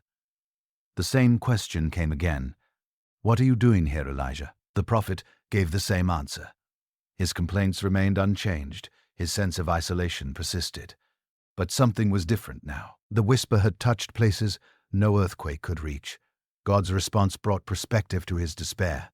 Elijah was not alone. 7,000 in Israel had never bowed to Baal, hidden faithful ones he had never bowed to Baal, hidden faithful ones he had never seen, quiet believers who still honored the true God. His work was not finished either. 3 tasks awaited him. Kings to anoint, a successor to train, justice to set in motion, God's plans would continue with or without Elijah's complete understanding. The whisper taught what no storm could teach. God's greatest power often moves in silence. His mightiest works happen without fanfare.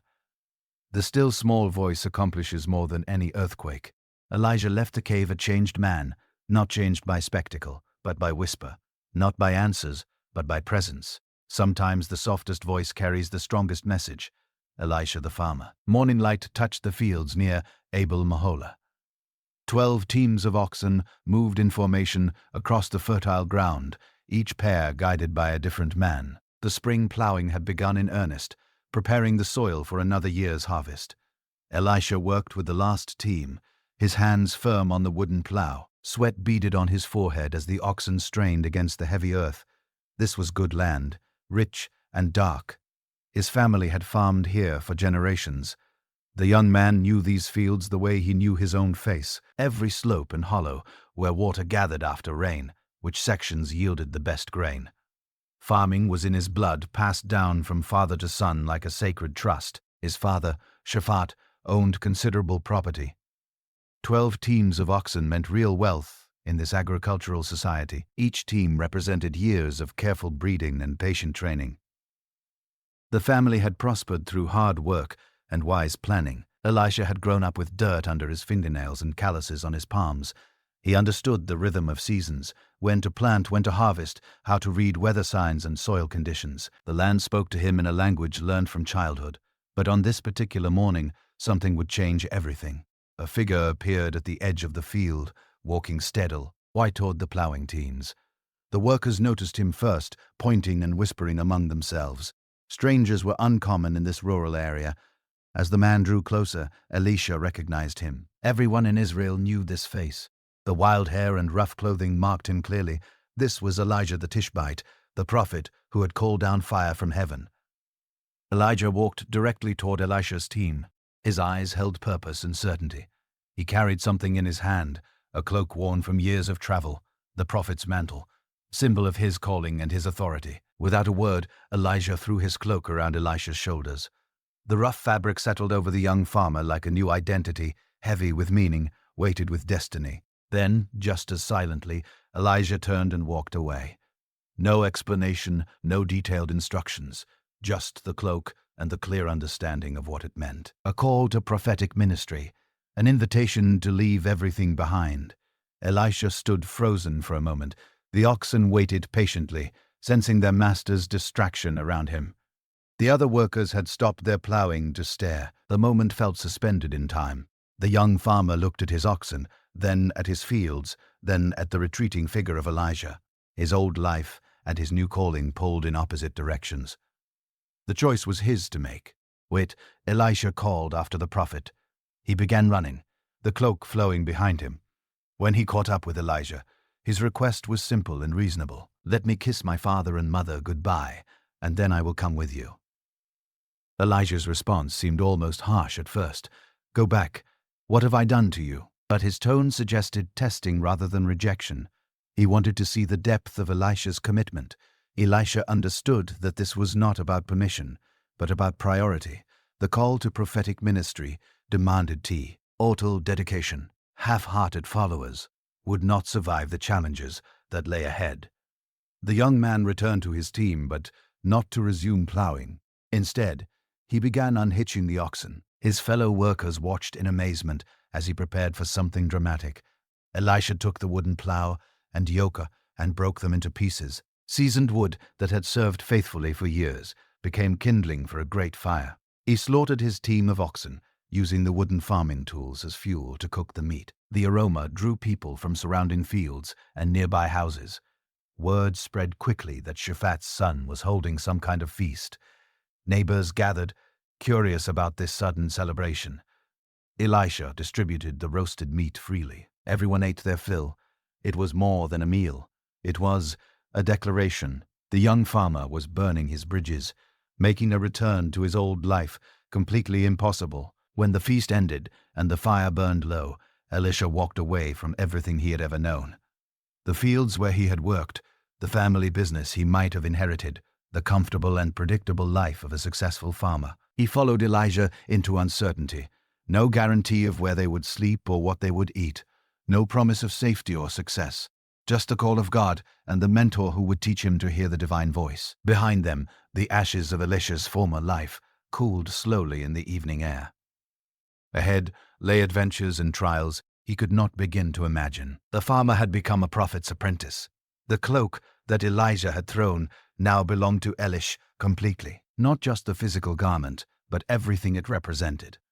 Authority, responsibility, a life spent listening for God's whisper and speaking his words to a world that rarely wanted to hear them. From that day forward, Elisha served Elijah faithfully, learning, watching, preparing for the time when the master's cloak would pass to him permanently. Naboth's vineyard. King Ahab strolled through his palace gardens in Samaria. Fruit trees heavy with ripening harvest lined the pathways. Carefully tended flower beds displayed their colors in neat rows, but the king's attention kept drifting towards something beyond his walls. Just next to the royal property grew a small vineyard, ancient vines, well established and productive. The location was perfect, close enough to become part of the palace grounds. Ahab had admired it many times during his walks. The vineyard belonged to a man named Naboth, a Jezreelite, who had inherited the land from his ancestors. His family had tended these vines for generations. Each plant was like a child to him, nurtured with care and knowledge, passed down through the years. Ahab decided to make an offer. He approached Naboth with what seemed like reasonable terms. "Give me your vineyard," the king proposed. "I want to use it for a vegetable garden since it is so close to my palace. In exchange, I will give you a better vineyard elsewhere, or if you prefer, I will pay you whatever it is worth in money." The offer was generous by most standards. Fair market value, or even better, land and trade. Many men would have jumped at the chance to make such a deal with the king himself. But Naboth's answer came quickly and firmly. "The Lord forbid that I should give you the inheritance of my fathers." This was not about money or even better land. This vineyard represented something sacred: family heritage, generational blessing, the covenant relationship between God's people and the land he had given them. According to the law of Moses, family property was to remain within the clan. It could not be sold permanently to outsiders. Even if economic hardship forced a temporary sale, the land would return to the original family in the year of Jubilee. Naboth was not being stubborn or greedy. He was being faithful to God's commands and his family's trust. The vineyard was not his to give away, even to a king. Ahab returned to his palace, angry and sullen. He had been refused, and his royal pride had been wounded. The king, who could command armies and build cities, could not obtain one small vineyard from a common citizen. He threw himself on his bed and turned his face to the wall. Like a spoiled child denied a toy, Ahab refused to eat. His servants offered food, and he waved them away. The mighty ruler of Israel pouted over grapes. Queen Jezebel found him in this pathetic state. "Why are you so sullen? Why won't you eat?" Ahab explained his failed negotiation with Naboth. The vineyard so close to the palace, the seemingly reasonable offer, the stubborn refusal based on some old religious law.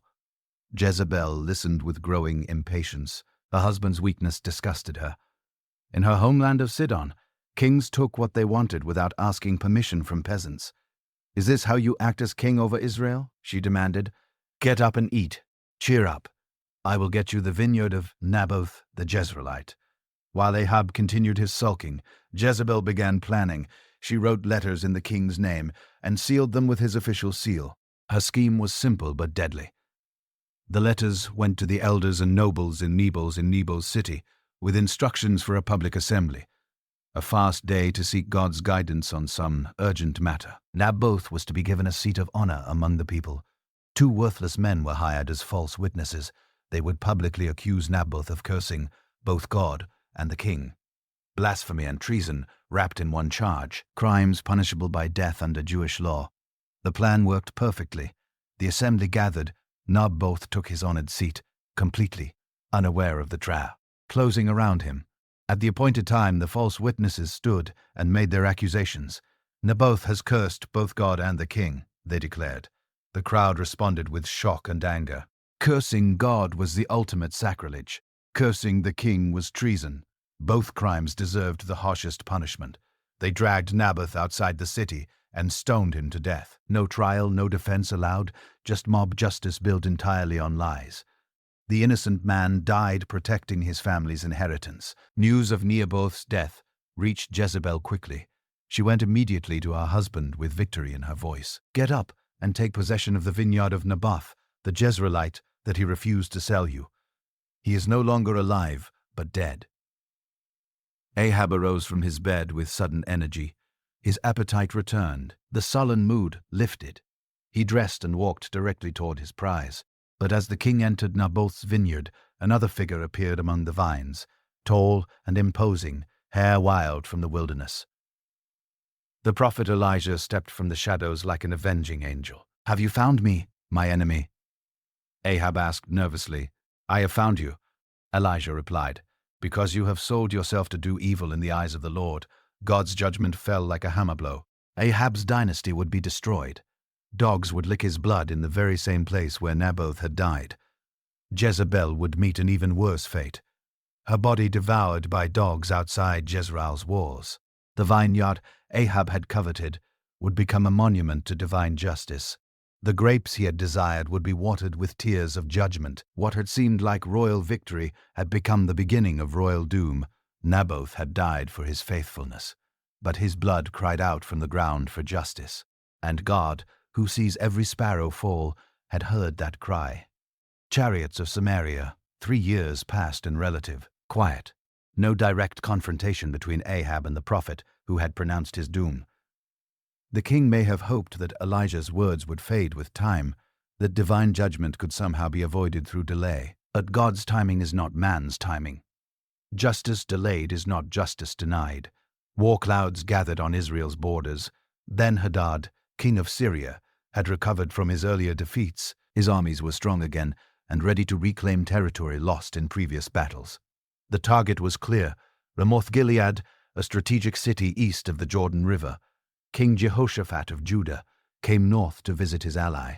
The two kingdoms had maintained peace through careful diplomacy and royal marriages. Now Ahab saw an opportunity to strengthen their bond through shared military action. "Will you go with me to fight against Ramoth-Gilead?" Ahab asked his southern counterpart. Jehoshaphat's response was encouraging.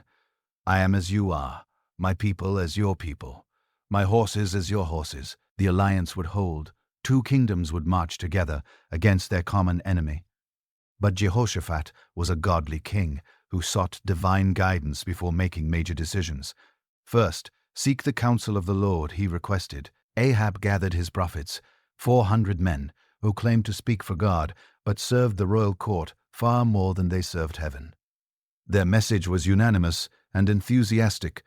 "Go up to Ramoth, Gilead, and be victorious," they declared. "The Lord will give it into the king's hand." Something about their unified optimism troubled Jehoshaphat. True prophets often disagreed with each other and pushed back against royal plans. These men seemed far too eager to please. "Is there not a prophet of the Lord here whom we can inquire of?" he asked. Ahab's face darkened. "There is still one man through whom we can inquire of the Lord, but I hate him because he never prophesies anything go. Ode about me, but always bad. He is Micaiah, son of Imlah." Reluctantly, Ahab sent for this unwelcome prophet. While they waited, the 400 court prophets continued their performance. One even fashioned iron horns as visual aids, pushing and goring the air to demonstrate how Israel would defeat Syria. Micaiah arrived under guard, clearly no friend of the royal court. The messenger who had brought him offered some friendly advice. "Look, the other prophets are all predicting success for the king. Let your word agree with theirs, and speak favorably." But Micaiah's response revealed his integrity. "As surely as the Lord lives, I can tell him only what the Lord tells me." When brought before the 2 kings, Micaiah initially appeared to agree with the court prophets, but his sarcastic tone made his true meaning clear. Pressed to speak honestly, he delivered God's real message. I saw all Israel scattered on the hills like sheep, without a shepherd. And the Lord said, "These people have no master. Let each one go home in peace." The true prophet saw disaster ahead. Ahab would not return from this battle. His army would be defeated and scattered. The shepherd king would fall, leaving his flock defenseless. Ahab's anger fled. "Didn't I tell you that he never prophesies anything good about me, but only bad?" Micaiah continued with even more disturbing revelations.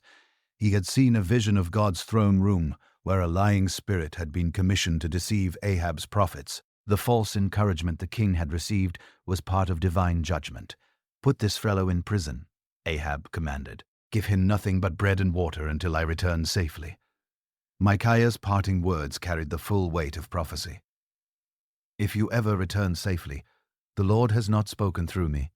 Despite the warning, both kings prepared for war. Their armies marched east toward Ramoth-Gilead, chariots and cav, Ali, infantry with spears and shields, a formidable force that should have been more than capable of capturing one contested city. But Ahab took precautions. Perhaps Micaiah's words had shaken his confidence more than he wanted to admit. The king decided to disguise himself for battle, removing royal insignia and wearing ordinary armor. Jehoshaphat would remain in his royal robes, clearly identifiable as a king. The battle joined fiercely around the walls of Ramoth-Gilead. Syrian and Israelite forces clashed with sword and spear. Chariots wheeled and charged. Arrows filled the air like deadly rain. The Syrian king had given specific orders to his chariot commanders: "Do not fight with anyone, small or great, except the king of Israel." Ahab was the primary target. Kill him, and the battle would be won. When Syrian chariots spotted Jehoshaphat in his royal robes, they assumed this was their quarry. They surrounded him completely, spears ready to deliver the final blow. But when Jehoshaphat cried out, they realized their mistake. This was the wrong king. Meanwhile, Ahab's disguise seemed to be working. Hidden among common soldiers, he appeared safe from any targeted attack. The strategy might have succeeded except for one arrow fired by one Syrian archer. The bowman was not aiming at anyone in particular. He simply drew his bow and released it into the mass of fighting men. Random warfare without a specific target. But God guides even arrows shot at random. The shaft found a gap in Ahab's armor between the sections of his breastplate, where the joints allowed movement but created a point of vulnerability. The tip drove deep, finding flesh beneath the bronze and leather. Ahab knew immediately that the wound was mortal. Blood flowed freely, pooling on the floor of his chariot, but the battle still raged around him, and retreat would cause panic among his troops. "Take me out of the battle," he told his chariot driver. "I am wounded." They moved toward the rear of the fighting, but the king could not leave entirely. His presence was still needed to hold morale together. So Ahab propped himself upright in his chariot, blood steadily draining from his body, watching his army fight on. All day the battle continued. All day Ahab grew weaker.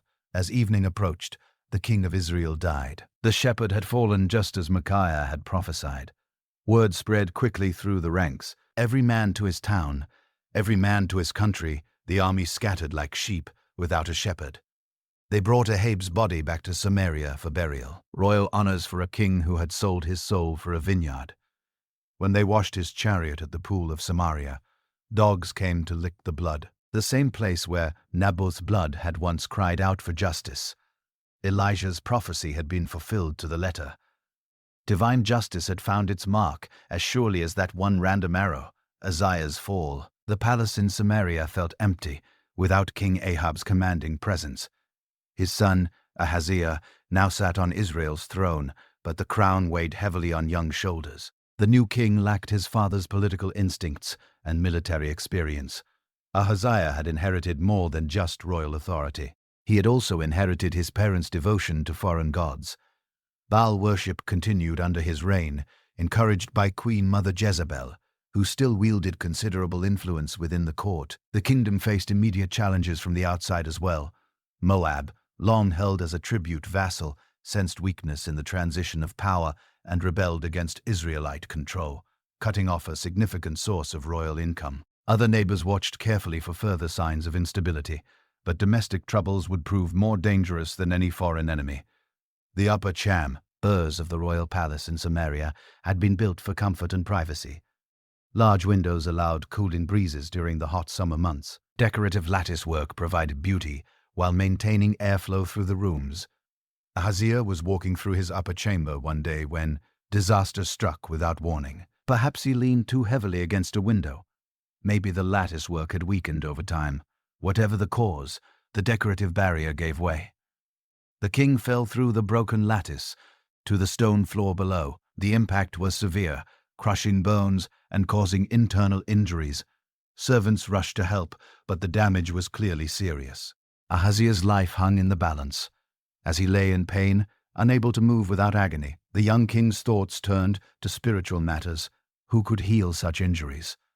Which God held power over life and death? Rather than seeking the Lord God of Israel, Ahaziah chose to follow his family's religious preferences. He would consult Baal Zebub, the god of Ekron. This Philistine deity was well known for giving oracles about health and recovery. Go and consult Baal Zebub, the god of Ekron. Ahaziah told his messengers, ask whether I will recover from this injury. The mission seemed straightforward enough. Travel to the Philistine city of Ekron. Present the king's question to the priests of Baal Zebub. Return with whatever answer the god provided. Royal messengers had carried out similar diplomatic and religious errands many times before, but this particular journey would not proceed as planned. The messengers set out from Samaria, traveling southwest toward Philistine territory. The road was well traveled, used regularly by merchants and diplomats conducting business between the nations. They expected no difficulties reaching their destination. However, as they walked along the highway, a figure appeared ahead of them. Well and imposing, with wild hair and rough clothing, the unmistakable appearance of a wilderness prophet.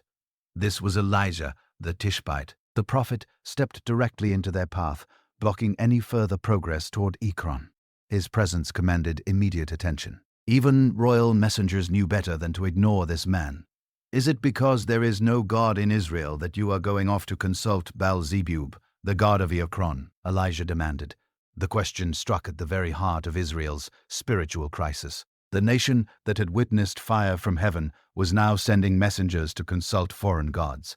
The people who had seen rain return after 3 years of drought were now seeking answers from Philistine idols. Elijah's message for King Ahaziah was direct and final. This is what the Lord says, you will not leave the bed you are lying on. You will certainly die. The messengers stood frozen. They had received a divine oracle, but not from the source they had intended to consult. Should they continue to Ekron? Should they return immediately to the king? The prophet's authority was undeniable. Without another word, Elijah turned and walked away. The messengers watched him disappear into the distance, then looked uncertainly at each other. Their mission had been interrupted by God himself. They decided to return to Samaria immediately. The journey back felt longer than the trip out. How would they explain this encounter to their injured king? How would Ahaziah receive such unwelcome news when they appeared before the king's bed far sooner than expected? Ahaziah was surprised. Why have you come back so soon? The messengers reported their strange encounter faithfully. A man had stopped them on the road. He claimed to speak for the Lord God of Israel. His message was clear and ominous. The king would not recover from his injuries. What kind of man was it who came to me? Do you and told you this? Ahaziah asked. Their description was precise. He had a garment of hair and wore a leather belt around his waist. Recognition dawned immediately. Ahaziah knew exactly who had intercepted his messengers. That was Elijah the Tishbite, the same prophet who had troubled his father throughout his entire reign, the man who had called down fire from heaven and brought rain after 3 years of drought, the voice of judgment who had pronounced doom on the entire house of Ahab. Fear and anger were in the young king's heart. Part of him trembled at Elijah's words, knowing the prophet's long track record for accuracy. But royal pride demanded action. No wilderness preacher would dictate terms to the king of Israel. Ahaziah decided on a show of force. If Elijah wanted to challenge royal authority, he would face the full consequences. The king summoned his military commanders and gave them a direct order. Send a captain along with 50 soldiers to bring this prophet in, he commanded. Bring Elijah here to answer for his meddling. The company departed Samaria with full confidence. 50 armed and trained soldiers seemed more than sufficient to seize one wandering desert prophet. Their captain was a seasoned officer who had handled many difficult operations. This mission felt like routine work. They located Elijah sitting calmly on top of a hill, completely undisturbed by their arrival. The prophet displayed no sign of alarm as the troops closed in and surrounded his position. He observed their careful formation with the quiet patience of someone who already knew how things would unfold. The captain made his way partway up the hill and shouted his command. "Man of God," the king says, "come down." Elijah's reply was brief and absolute. "If I am a man of God, may fire come down from heaven and consume you and your 50 men." Fire descended at once, not a slow building heat tea had allowed any chance of escape, but a sudden and total blaze that swallowed all 51 soldiers in a single devastating moment. The hillside where they had stood was left scorched and blackened. Silence settled back over the wilderness. News of the catastrophe reached King Ahaziah without delay. 50 experienced fighting men wiped out in an instant. The prophet remained free and completely untouched. Royal power had been challenged and had come up short, yet Ahaziah's fury only grew stronger. Perhaps the first captain had approached with too much arrogance. Maybe a different manner would bring a different outcome. The king dispatched another 50 men under a new commander. This second captain attempted a more measured and respectful tone. "Man of God, this is what the king says. Come down at once." Elijah's answer did not change. "If I am a man of God, may fire come down from heaven and consume you and your 50 men." Fire fell from heaven once more. Once more. 51 soldiers died in that instant. Fresh scorch marks scarred the hillside as testimony to divine authority. 2 full companies of Israel's army had now been destroyed by the very prophet they had been sent to capture. Back in Samaria, the king absorbed the news of the second loss with deepening desperation. 102 men dead. His military strength was visibly shrinking, and his authority was being openly defied by forces no earthly power could oppose. Still, Ahaziah refused to back down. Pride would not permit him to concede. A third captain was handed orders to seize Elijah, despite the unmistakable danger the assignment carried. But this third commander proved wiser than the 2 who had gone before him. When he reached the hill where Elijah sat waiting, he chose humility over arrogance. Climbing toward the prophet, he dropped to his knees. "Man of God," he pleaded, "please have respect for my life and the lives of these 50 men. Our servants, see, fire has fallen from heaven and consumed the first 2 captains and all their men. But now have respect for my life." His words acknowledged Elijah's authority and the power he wielded. No commands, no royal threats, nothing but a humble appeal for mercy from a man who clearly understood he stood before someone who spoke for the Almighty. The angel of the Lord spoke privately to Elijah. "Go down with him. Do not be afraid of him." For the first time, the prophet descended from the hill. He walked quietly alongside the soldiers, no longer their quarry, but their companion. They had come as a capture party and were now transformed into an honor escort. When the group arrived at the palace, Elijah was brought directly to King Ahaziah's bedside. The wounded monarch lay propped against pillows, pale from blood loss and weakened by his injuries. Standing face-to-face with the king, the prophet delivered the identical message that his earlier messengers had carried. But now those words arrived with far greater weight, spoken directly by the man who had twice called fire from the sky in a single day. "This is what the Lord says. Is it because there is no God in Israel for you to consult that you have sent messengers to consult Baal-zebub, the god of Ekron? Because you have done this, you will never leave the bed you are lying on. You will certainly die." The prophecy was fulfilled precisely as spoken. King Ahaziah never rose from his injuries, sustained in the fall through the lattice. He died in that bed, having reigned over Israel for only 2 years. Because Ahaziah left no sons, his brother Joram stepped onto the throne after him. The house of Ahab continued, but it lived beneath the shadow of divine judgment that would eventually consume the entire dynasty. The God of Israel had demonstrated once again that he alone held authority over life and death. Horeb and gods offered no genuine help in moments of true crisis. Only the Lord could heal, and only the Lord determined whether healing would come. Fire from heaven. King Ahaziah died exactly as Elijah had declared he would. His brother Joram inherited the throne of Israel, along with all the unresolved tension surrounding that troublesome prophet from Gilead. The new king had watched his brother's fate unfold and understood the kind of power Elijah possessed, but political pressure pushed him toward action regardless. The royal court hummed with whispered conversations about the prophet's continued freedom. Military commanders grumbled that their authority had been made to look hollow. How could a kingdom maintain order if a wilderness preacher could strike down soldiers without facing any consequences? Some advisers counseled at restraint. They had seen what happened to the previous king's messengers. Fire from heaven was not something any earthly fighting force could overcome. Perhaps the wiser course was to leave Elijah alone. Others pressed for stronger action. The prophet's repeated interference in royal affairs could not be allowed to stand. If one man could defy the crown without punishment, others would be emboldened to follow. The very foundation of royal authority was at risk. Joram found himself pulled in opposite directions. Part of him genuinely feared the prophet's power, while another part felt the obligation to assert his royal standing. His decision about how to handle Elijah would shape the character of his early reign. The new king chose to test the prophet's resolve one more time. Perhaps Ahaziah's death had already satisfied divine justice. Maybe enough had shifted that a different outcome was possible. A new military expedition was ordered, though this time with a different strategy. Rather than a single company, a larger force would go out. Rather there, and issuing demands for surrender, they would attempt an actual physical capture. Superior numbers might accomplish what smaller groups had failed to do. A captain of 50 received his orders with noticeable reluctance. He had heard every story about those burned hillsides and vanished soldiers. No sensible officer would choose this assignment willingly. But royal commands allowed no room for refusal. The company marched out of Samaria carrying heavy hearts, 50 capable men, walking toward what might well be their own destruction.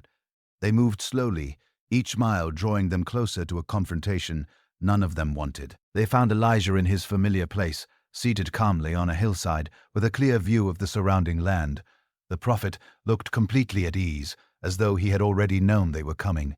No anxiety showed in his weathered face. The captain approached with official formality, but little eagerness. His words carried the weight of royal authority, while his tone betrayed personal reluctance. "Man of God," he called out, "the king says, come down." The same demand that had cost 2 previous captains everything. The same challenge to divine authority that had produced fire from the sky on both occasions.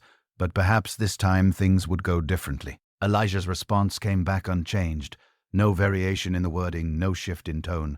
Divine consistency, confronting repeated human stubbornness. "If I am a man of God," the prophet declared, "may fire come down from heaven and consume you and your 50 men." Fire fell immediately, intense and complete, leaving no window for escape or final words. The third company of soldiers vanished in flames. Just as their predecessors had, the hillside bore fresh marks of scorching as further evidence of God's undiminished power. King Joram received word at his palace with mounting desperation. 3 companies destroyed, 53 soldiers dead. The kingdom's fighting strength was being steadily worn away by the prayers of one man, but the young king was not prepared to accept defeat. Royal pride and political necessity demanded that he continue. Perhaps a completely different approach would finally produce results. Maybe overwhelming numbers could somehow outlast even divine intervention. Orders were sent out for a 4th expedition. This time an entire company would go, but under different instructions. Rather than demanding immediate compliance, they would attempt to surround and take the prophet through tactical superiority.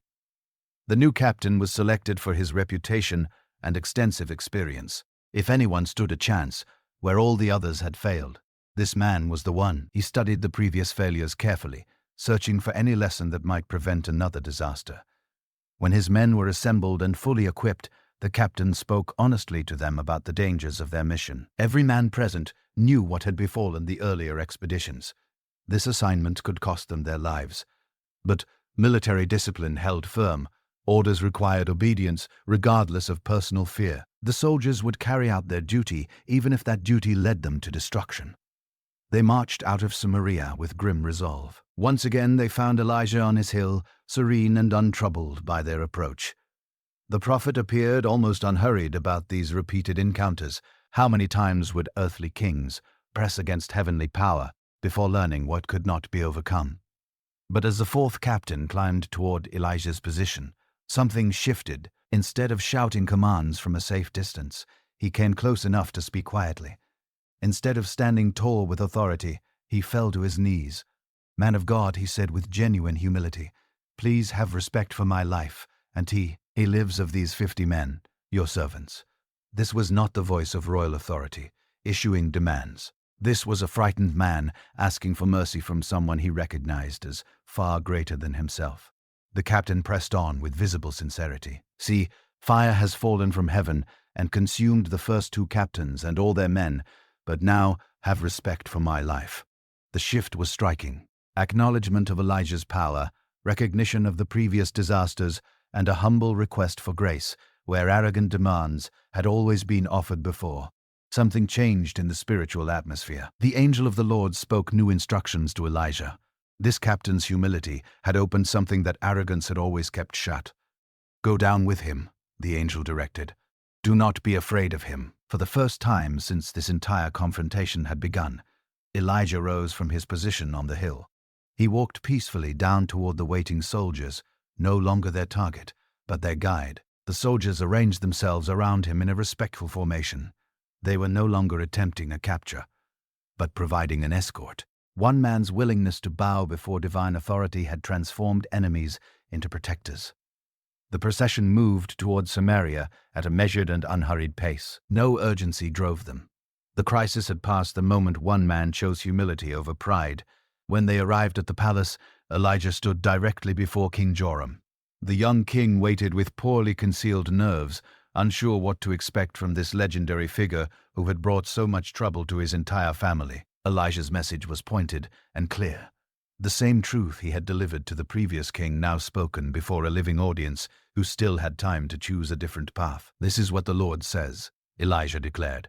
"Is it because there is no God in Israel for you to see? Insult that you have sent messengers to consult Baal Zebub, the god of Ekron." The question cut to the heart of royal policy. Why reach toward foreign gods when the true God of Israel remained available? Why place trust in Philistine idols when the Creator of heaven and earth offered his counsel directly? But this time, no immediate pronouncement of death followed. Joram still had the opportunity to choose differently. The fire from heaven had served as warning, not as a closing verdict. Whether the young king would draw any wisdom from his brother's end remained entirely up to him. The prophet had spoken what he had been sent to say. What came next belonged to the earthly rulers who would face the weight of their own decisions. Elijah left the palace as quietly as he had entered it. The soldiers who had marched out to arrest him now formed a respectful guard for his departure. Humility had achieved what force never could. The final journey begins. Years had come and gone since those dramatic encounters with fire from heaven. Elijah had grown older now. His hair had turned whiter. His step perhaps carried a little less spring than before. But his spiritual clarity had not dimmed at all, and he understood that his remaining time on earth was running short. Walking beside him was Elisha, no longer the young farmer who had burned his plows the day a prophet threw a cloak over his shoulders. Seasons of shared experience had shaped him into a seasoned man of God, prepared to carry the prophetic calling forward. The student had become a successor. Their bond had deepened through trials endured together and quiet hours spent side by side. Elisha had watched his master summon fire, restore the dead, and speak truth without flinching into the faces of kings. He had absorbed not only the dramatic outward acts of prophecy, but the quiet daily discipline of listening for God's voice, in ordinary silence. On this particular morning, both men sensed something different settled over the day, a finality that had never been present before, something written in the air itself, like a divine appointment. This day would not be like any they had shared before. "Stay here," Elijah told his companion as they prepared to leave Gilgal. "The Lord has sent me to Bethel." But Elisha had no intention of being left behind. Not today, when everything felt charged with eternal meaning. He had followed his master far too long to step away now. "As surely as the Lord lives, and as you live," Elisha replied, "I will not leave you." The oath was firm and without condition. No circumstance would separate them on this final walk. Whatever waited ahead, they would meet it together. They traveled from Gilgal toward Bethel, the ancient city where Jacob had once dreamed of angels moving up and down a ladder reaching into heaven. Sacred ground where God had confirmed his covenant promises to the patriarch, a fitting place to pass through on a prophetic pilgrimage such as this. As they neared Bethla, a group of prophets came out to receive them. These were not the court prophets who bent their words to please kings, but genuine men of God who had recognized what this particular day meant. One of them drew Elisha aside and spoke in a low voice. "Do you know that the Lord is going to take your master from you today?" Their words confirmed what Elisha already felt stirring in his chest. This was Elijah's final day on earth. The great prophet would soon be removed from Israel, leaving behind a vacancy that seemed impossible to imagine filling. "Yes, I know," Elisha replied quietly. "So be quiet." He had no desire to spend these final hours in discussion about the approaching separation. Some truths were too sacred for open conversation. Better to remain close in companionship than to pass the day, time in endless speculation about what God had already decided. When the exchange with the prophets had ended, Elijah tried once more to send his companion away. "Stay here," Elisha tried once more to send his companion away. "Stay here, Elisha. The Lord has sent me to Jericho." Elisha held firm. "As surely as the Lord lives, and as you live, I will not leave you." They walked on together toward Jericho, the ancient city sitting near the Jordan River, the place where Joshua had once led all of Israel into the Promised Land, where walls had collapsed at the sound of trumpets, another location dense with the memory of what God could do when people trusted him. At Jericho, the scene repeated itself with quiet precision. Prophets approached Elisha with the same whispered question, "Do you know that the Lord is going to take your master from you today?" Again, Elisha confirmed his knowledge and again asked for silence. He understood what was coming. No amount of talking would alter it. Better to hold these final moments carefully than to dissolve them in unnecessary speech. One more time, Elijah attempted to leave his student. "Stay here. The Lord has sent me to the Jordan." And one more time, Elisha refused. "As surely as the Lord lives and as you live, I will not leave you." The pattern revealed both men with perfect clarity. Elijah thoughtful and considerate even now, trying to spare his companion the anguish of watching their final separation. Elisha, loyal past the point of reason, unwilling to abandon his master at the very moment it mattered most. 50 prophets from Jericho followed at a respectful distance behind them. They sensed the historic weight pressing down on this moment. Something that had never happened before was about to occur.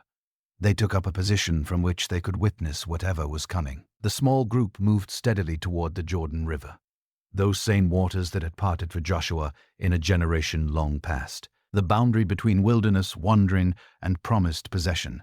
Here the final act of Elijah's earthly ministry would be performed. Both master and student understood that everything they had shared was drawing to its close. The teacher, who had once called fire from the sky, would soon ascend into that same sky himself. The student who had left his plow behind to follow would soon find himself standing alone. But the purposes of God were larger than human grief. The prophetic calling would continue. Divine plans would reach their completion. Divine plans would reach their completion. What looked from earth like an ending was in the wider view a beginning. As they came to the Jordan's edge, the river moved steady and full before them. No supernatural opening had appeared yet. The water remained as it always was, a wide obstacle to anyone on foot. But Elijah wore the cloak that had once called Elisha away from his farming. The same mantle that had covered a young farmer now rested on shoulders that had borne the weight of Israel's spiritual condition for long decades. The final miracle of Elijah's earthly ministry was about to begin. The Jordan would open one more time. But this crossing would be unlike every previous one. Only one man would return, crossing the Jordan. The Jordan River moved before them, its water running brown and swift with the force of recent upstream rains. Spring currents carried along broken branches and river mud, all of it rolling steadily toward the Dead Sea. 2 men on foot had no way through it by ordinary means. Elijah stood at the bank and pulled off his cloak, the rough woolen garment that had sheltered him across years of wilderness travel, the mantle that had marked him as God's appointed servant, fabric worn soft and thin by weather and long use, yet still carrying all the authority heaven had placed in it. He rolled the cloak tight and raised it above his head. Then, with the same unhesitating confidence he had demonstrated before kings and false prophets alike, Elijah brought the cloak down hard against the surface of the water. The Jordan responded at once. Waters that had been flowing south divided and stacked themselves on either side, leaving a clear path of exposed riverbed between. Mud and scattered stones and stranded fish marked the river's sudden retreat. Elijah stepped down onto the uncovered ground without a moment's pause. His feet found firm footing where rushing water had made crossing impossible just a breath before. Elisha followed immediately behind him, wonder visible in his expression. The 50 prophets, watching from Jericho, drew sharp breaths. They had grown up hearing the accounts of Moses parting the Red Sea, and Joshua crossing this same river with all of Israel behind him. To watch that same divine power working through one man's simple act of faith was something else entirely. Master and student crossed side by side on dry ground. The walls of water held steady on both sides of the path. Fish moved through vertical columns of suspended river. Below their sandals, smooth stones pressed up from the riverbed floor. They walked between two worlds, suspended in a space where the natural and supernatural had joined together without friction. When they stepped up onto the far bank, the Jordan closed behind them. The river resumed its ordinary movement as if nothing had interrupted it. Only the damp stones beneath their feet remained as proof of what had just taken place. They climbed up from the riverbed to higher ground on the eastern bank. Here the wilderness took over in full. Rocky rises and sparse scattered growth, a place of solitude where the boundary between heaven and earth seemed thinner than elsewhere. Elijah turned to face his companion. Years of traveling together had brought them to this exact moment. His earthly ministry had run its full course. The time had come to pass, what he carried into younger and readier hands. "Tell me, what can I do for you before I am taken from you?" Elijah asked. The question hung in the dry desert air like a sacred and open invitation. One final gift offered by a teacher to his student. Whatever aligned with divine will be granted before their parting. Elisha's answer exposed the depth of his calling and the scale of his faith.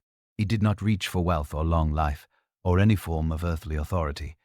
His request pointed entirely to the spiritual. "Let me inherit a double portion of your spirit," he said. In the inheritance customs of ancient Israel, the firstborn son received twice the portion given to each of the other children. Elisha was asking to be recognized as Elijah's true spiritual heir. He wanted to carry on the prophetic ministry with an even greater endowment of power than his master had been given. The request was simultaneously humble and breathtaking. Humble in its recognition of Elijah's superior standing as master and mentor, breathtaking in its reach for a supernatural gift that no human being could bestow. Elijah's response showed both genuine warmth and honest realism. "You have asked a difficult thing, yet if you see me when I am taken from you, it will be yours. Otherwise, it will not."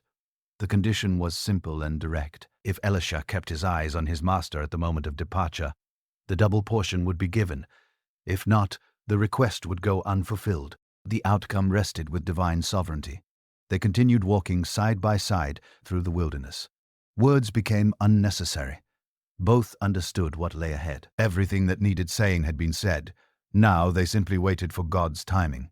The landscape around them felt charged with anticipation. Every stone and clump of brush seemed to be holding very still. Creation itself appeared to recognize that something without precedent was near. Behind them, the Jordan moved normally again. Ahead stretched territory few had ever crossed. They walked toward a horizon that would soon show things no human eye had ever witnessed. Elisha stayed close to his master, holding the condition given to him firmly in his attention.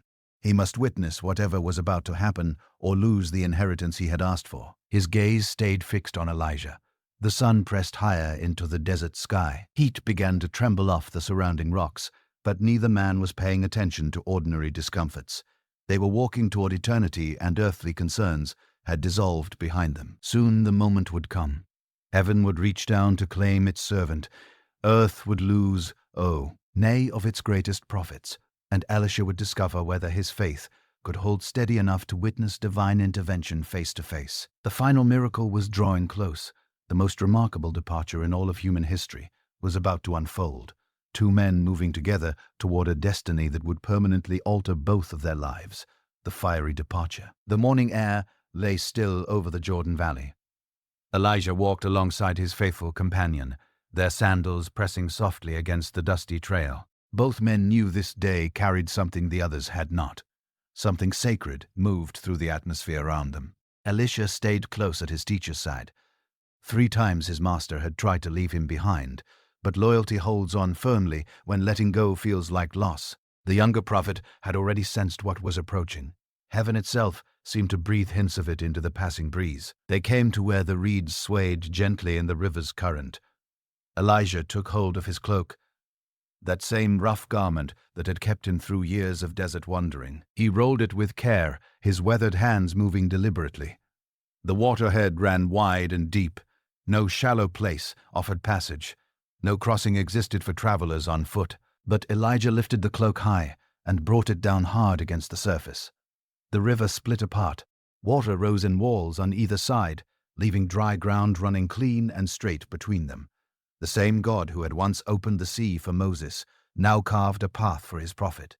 Elijah stepped forward without hesitation. Elisha followed close behind. Their feet pressed down on riverbed stones that had lain hidden under rushing water just a breath before. Fish flopped in shallow remnants. Mud gave softly under their sandals. The sound of held-back water enclosed them from both sides, like a low and distant hum. On the far bank, they climbed upward.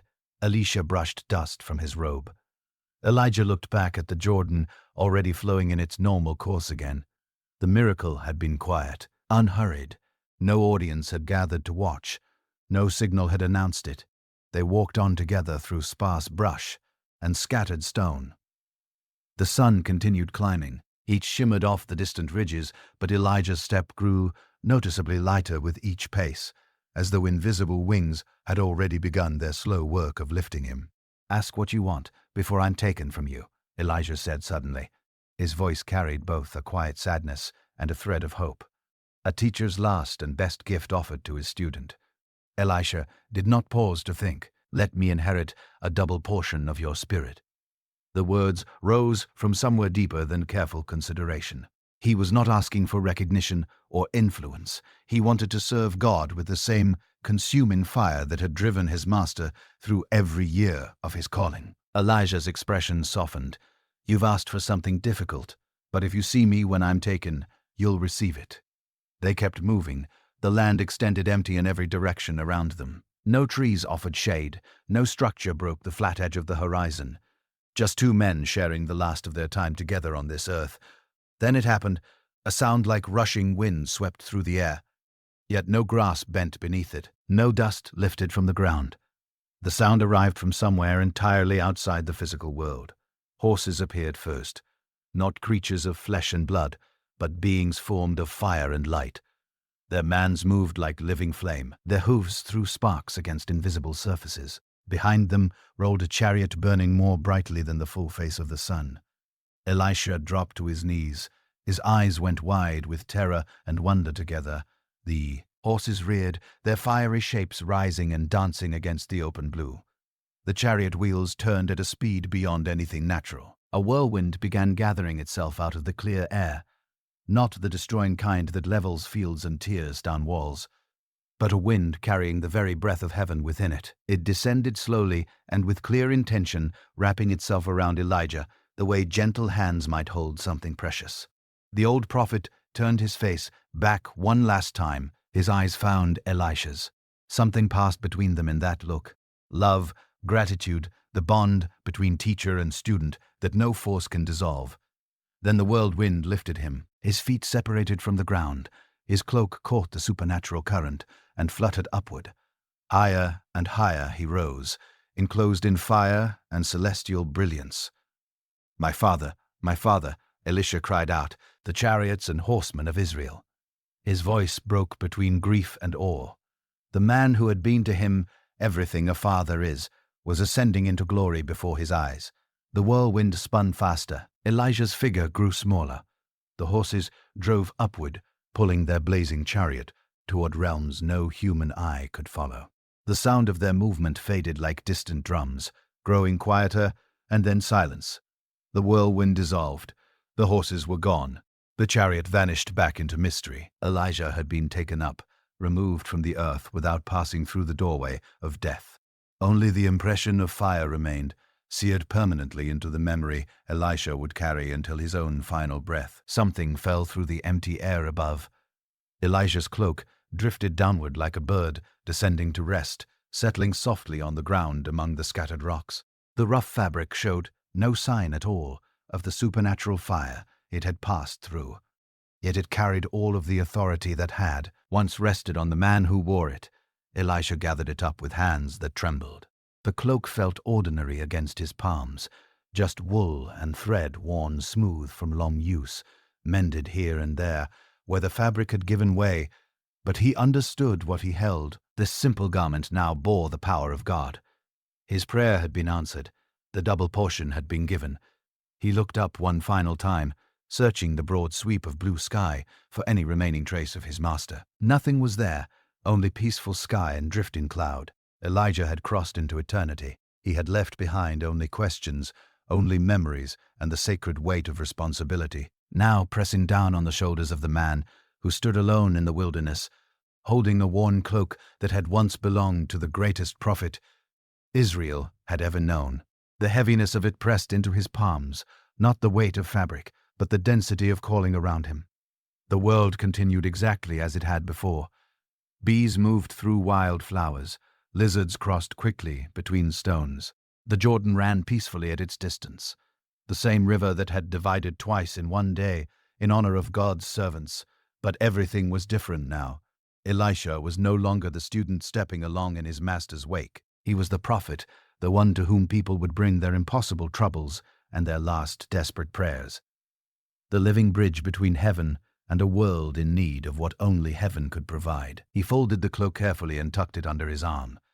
Time to return across the river. Time to begin walking his own path as God's appointed messenger. The fire horses had gone, but their invisible hoofprints remained pressed into his memory, carrying the assurance that heaven was always nearer than it appeared. Elisha strikes the water. The walk back toward the Jordan felt longer than the walk away fro. It had been each step carried Elisha further from the place where heaven had reached down and touched the earth. His teacher was gone. The supernatural fire had faded. Only ordinary ground and ordinary sky surrounded him now. But the cloak, folded under his arm, had its own quiet voice. This simple piece of cloth had once parted the waters of the Jordan. Would it do so a second time? Elisha turned the question over as he walked. He wondered whether God's power truly lived in the fabric itself, or whether faith was the real door that opened what seemed impossible. The river came into view, moving peacefully between its familiar banks. Cattails dipped in the shallow edges. Water bugs skated lazy circles on the surface. Everything looked entirely normal, almost plain. After watching chariots made of fire ascend into the sky, here was the Jordan, the same river that had parted just hours before, flowing as though nothing out of the ordinary had ever taken place. He stood at the water's edge in the precise spot where he and Elijah had crossed together that same morning. The Jordan had kept its secrets well. No trace of any miracle remained visible in the current. He unfolded the cloak slowly. The fabric pressed rough against his palms, worn thin in places, stitched back together in others, with careful and patient work. Nothing about its appearance suggested anything beyond the ordinary. It could have been any poor man's garment. Doubt found a foothold in his thoughts. What if the power had ascended with Elijah and was now beyond reach? What if the cloak was nothing more than cloth now, emptied of whatever had once made it extraordinary? What if he stood at the water's edge alone, holding a faded promise and nothing more? But then he let himself remember the whirlwind, the fire horses, the way his master had been lifted without a shadow of fear crossing his face. The God way, had taken Elijah upward, was the very same God who had promised a double portion to the one who watched and believed. Elisha raised the cloak above his head. "Where is the Lord, the God of Elijah?" he called out across the moving water. His voice carried both question and declaration in the same breath, both honest doubt and determined faith held together without apology. He brought the cloak down hard against the river's surface. The water stopped. It gathered itself into walls on both sides, opening a path of dry ground straight across. Fish hung still in the liquid walls, their silver bodies catching light. Stones that had not felt open air in memory lay bare and gleaming on the exposed bed. Elisha stared in wonder. The miracle had happened again, not because of anything particular about the cloak itself, but because of the God who chose to honor faith when it was expressed through simple and obedient action. The double portion was real. He stepped onto the riverbed with steadily growing confidence. His feet settled on the smooth stones. The muffled roar of water held at bay, pressed in from both sides. Above his head, the river walls caught and scattered sunlight in shifting patterns. Below his sandals, the stones were cool and firm. This was his first miracle as a prophet, standing in his own right, not Elijah's student, trailing a step behind, but Elisha the prophet, the one appointed to carry divine power into a world full of broken and desperate people. Each step across the dry bed confirmed his new identity. On the far shore, a group of men stood waiting. The sons of the prophets from Jericho had been watching from their distance. They had seen Elijah taken up. They had seen the river part twice in the same day. Now they looked at Elisha with completely different eyes. "The spirit of Elijah rests on Elisha," one of them said to another. The words moved quickly among them. Their voices held unmistakable awe. The mantle of prophecy had passed to hands that were ready to hold it. But some among them found it difficult to accept what they had witnessed. Death was understood to be final. People did not simply disappear into whirlwinds. Surely Elijah's body had come down somewhere. Surely the wind had deposited him in some remote and hidden valley, where he lay still and undiscovered. 50 strong men came forward to Elisha with a proposal. "Let us go and search for your master." They said, "Perhaps the Spirit of the Lord has picked him up and set him down on some mountain or in some valley." Elisha shook his head. He had watched his teacher ascend into heaven with his own eyes. No earthly search party would uncover what had passed beyond the physical world entirely. "Don't send them," he said with quiet firmness.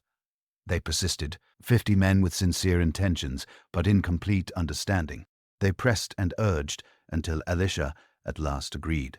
"Send them," he said, knowing their 3 days would find nothing, but understanding that sometimes a person must arrive at truth through their own experience rather than through the words of someone who already knows.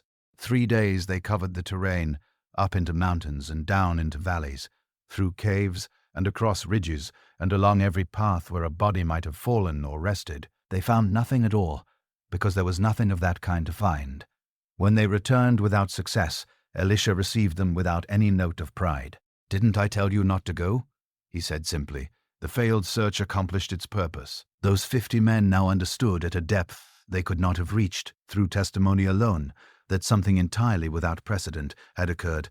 Elijah had not been moved to another location. He had been translated, carried from the earth to heaven without ever passing through. Death's ordinary door. This understanding spread through the communities of prophets. From Jericho to Bethlehem to Gilgal, the story traveled. The God of Israel had done something new. A servant so faithful and so fully surrendered that the normal ending had been bypassed altogether. For Elisha, the returning searchers brought a kind of closure. No lingering question remained about what had become of his master. No silent wondering about whether the whirlwind had been real. The failed search confirmed what his heart had known from the moment the sky went quiet. Elijah was beyond any human reach now, living in dimensions where only spirits could follow. The cloak in his hands felt different after that. Not simply a garment passed from one set of hands to another, but a mark of divine appointment. God had chosen him deliberately to continue what Elijah had begun. The parting of the river had been heaven's public endorsement of that transfer. As evening came on slowly over the valley, Elisha walked toward Jericho. Behind him the Jordan ran quietly, keeping everything it knew.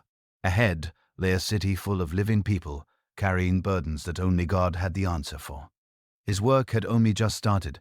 The double portion was never intended to mean performing twice the number of miracles Elijah had performed. It meant inheriting the fullness of his master's spiritual authority, the capacity to stand between heaven and earth and carry divine solutions into the place where human struggles lived.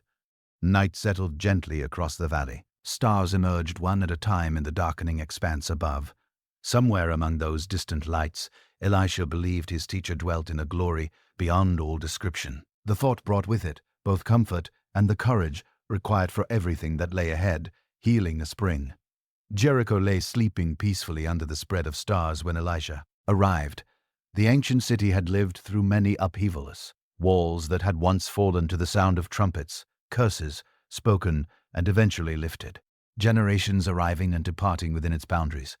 Now it faced a quieter kind of trouble, one that threatened life gradually, rather than in any sudden and dramatic way. Morning brought the city's elders to Elisha's door. The worry in their faces had been etched there over months of growing anxiety. "Our Lord," they said with genuine respect, "this city sits in a pleasant place, as you can see, but the water is bad and the land is unproductive." Elisha followed them through the streets of Jericho. Children played in dusty courtyards. Women swept the stones before their doorways. Men set themselves to the work of another day. Life continued moving forward, but a shadow of difficulty lay just beneath the surface of all those ordinary routines. They brought him to the spring that supplied the entire city with water. It rose from deep underground, a natural fountain that by all rights should have been a source of constant blessing. Instead, something in its flow carried harm. The water looked clear enough, sparkling as it caught the morning light, but animals that drank from it became sick. Crops watered from this source failed before they could bear fruit. What should have been life was becoming slow, death instead. Elisha knelt beside the water and cupped some in his palm. The smell was wrong, not the clean and open scent of healthy water, but something sharp and bitter underneath. Whatever dissolved in it had turned blessing into curse, making the spring useless for the very thing it had been created to do. "Bring me a new bowl," he said to the waiting men. "Put salt in it." The request struck them as unusual. Salt ordinarily made water less fit to drink, not more, but these elders had witnessed the Jordan divide the Dar. Before, they trusted this young prophet's unconventional approach. They went and came back quickly, carrying a clay bowl that had never been used, filled with coarse salt of the kind used for preserving meat and cleaning wounds. White crystals caught the morning light, tiny scattered gems. Elisha carried the bowl to the place where the spring bubbled up from its hidden depths, bringing up with it whatever contamination lay buried in the earth far below. This was where the healing had to begin. At the source of the problem, not somewhere downstream of it. He poured the salt directly into the upwelling water. The crystals disappeared at once, dissolving into the rising current. For a moment, nothing appeared to change. The spring went on flowing exactly as it had for months. Then Elisha spoke words that carried heaven's full authority. "This is what the Lord says. I have healed this water. Never again will it cause death or make the land unproductive." The change was not visible in that instant. Water does not announce its healing with any outward display or dramatic sign, but something fundamental shifted in that moment. The poison that had infected the spring was gone, neutralized by God's power, working through the most common of all everyday minerals. Within hours, the difference made itself plain. Animals approached the spring without hesitation and drank deeply with no ill effect. The water tasted clean and fresh and ripe. Plants that had been weakening began to show the first signs of recovery. Word spread through Jericho the way water spreads when a vessel tips over, quickly reaching every corner. The spring was healed, the curse had been broken. Life could take hold and flourish again in their pleasant city. Children ran to taste it for themselves. Adults filled their jars with a confidence they had not felt in months. But the real miracle was never simply the he, a line itself. It was the means God had chosen to bring it about. Salt, the most common of all preserving agents, had become the instrument of full restoration, the most ordinary thing imaginable, transformed by divine purpose into something that accomplished the extraordinary. This gentleness set the tone for Elisha's entire ministry from the very beginning. Where Elijah had called fire down from heaven, Elisha brought healing through everyday elements. His power worked quietly and without spectacle, restoring what had been broken rather than breaking what still stood. The salt had done more than purify contaminated water. It stood as a symbol of what this new phase of prophetic ministry would look like, one that brought seasoning and hope into bitter places, rather than judgment upon them. Months passed, and the spring held its purity without any sign of returning to its former condition. Seasons turned and still, the water ran clean and life-giving. The healing proved permanent and complete, a lasting demonstration of God's faithfulness to every word he spoke. What he restored, he kept restored. Children who had grown up, knowing only the bitter water, grew strong, drinking from the healed spring, Fields watered from its flow began producing in abundance. The land that had been unproductive began bearing results that could not be attributed to any human effort. The miracle became part of Jericho's story, passed from parents to children. As the years rolled forward, remember when the spring ran bitter? People would say to one another, remember when the prophet came with salt and spoke the word of God? Remember how everything changed? For Elisha, that first miracle in his immediate area established the patterns that would define his entire calling. He would be the prophet of restoration, the one who carried healing to ordinary and daily problems, not through confrontation and spectacle, but through quiet interventions that gave life back to what had lost it. The empty bowl remained in his dwelling as a quiet reminder, such an unremarkable vessel used for such a profound purpose. It said something true about the way God worked. No tool was too common, no person too plain or ordinary. When heaven had decided to work through them, the elders of Jericho came to Elisha regularly after that, each time bringing news of the spring's continued purity. Each report confirmed what they had all witnessed: God's power at work through his chosen servant to heal what no human ingenuity could have repaired. As night fell over the city and families drew water for their evening meals without any trace of worry, the spring bubbled on its quiet way. Its sound had something like gentle laughter in it now. After months of carrying only sadness, clean water moved toward every home in the city, carrying life through every channel. Elisha listened to that sound as he readied himself for sleep. Tomorrow would bring its own new challenges and its own fresh chances to serve as God's agent of restoration. But tonight Jericho rested soundly, knowing its spring ran pure and its prophet walked among them with heaven's authority resting quietly in his hands. Bears and mockers, the road from Jericho, climbed upward through rocky country toward Bethlo, winding between the stones with the particular kind of patience that old roads develop over long centuries. Elisha walked it alone, his staff tapping against the ground with each measured step. The morning sun stretched long shadows before him as he made his way toward the ancient city, where God's people had once offered genuine worship before corruption moved in to take up residence. Bethel carried deep meaning in the history of Israel. Here Jacob had slept and dreamed of a ladder reaching into heaven with angels ascending and toil descending upon it. Here God had spoken his covenant promises to the patriarch with solemn clarity. But more recent years had brought spiritual rot to this once holy place. Golden calves now occupied spaces where pure worship had once been offered without shame. As Elisha approached the city's outer edge, the sound of young voices reached him on the wind.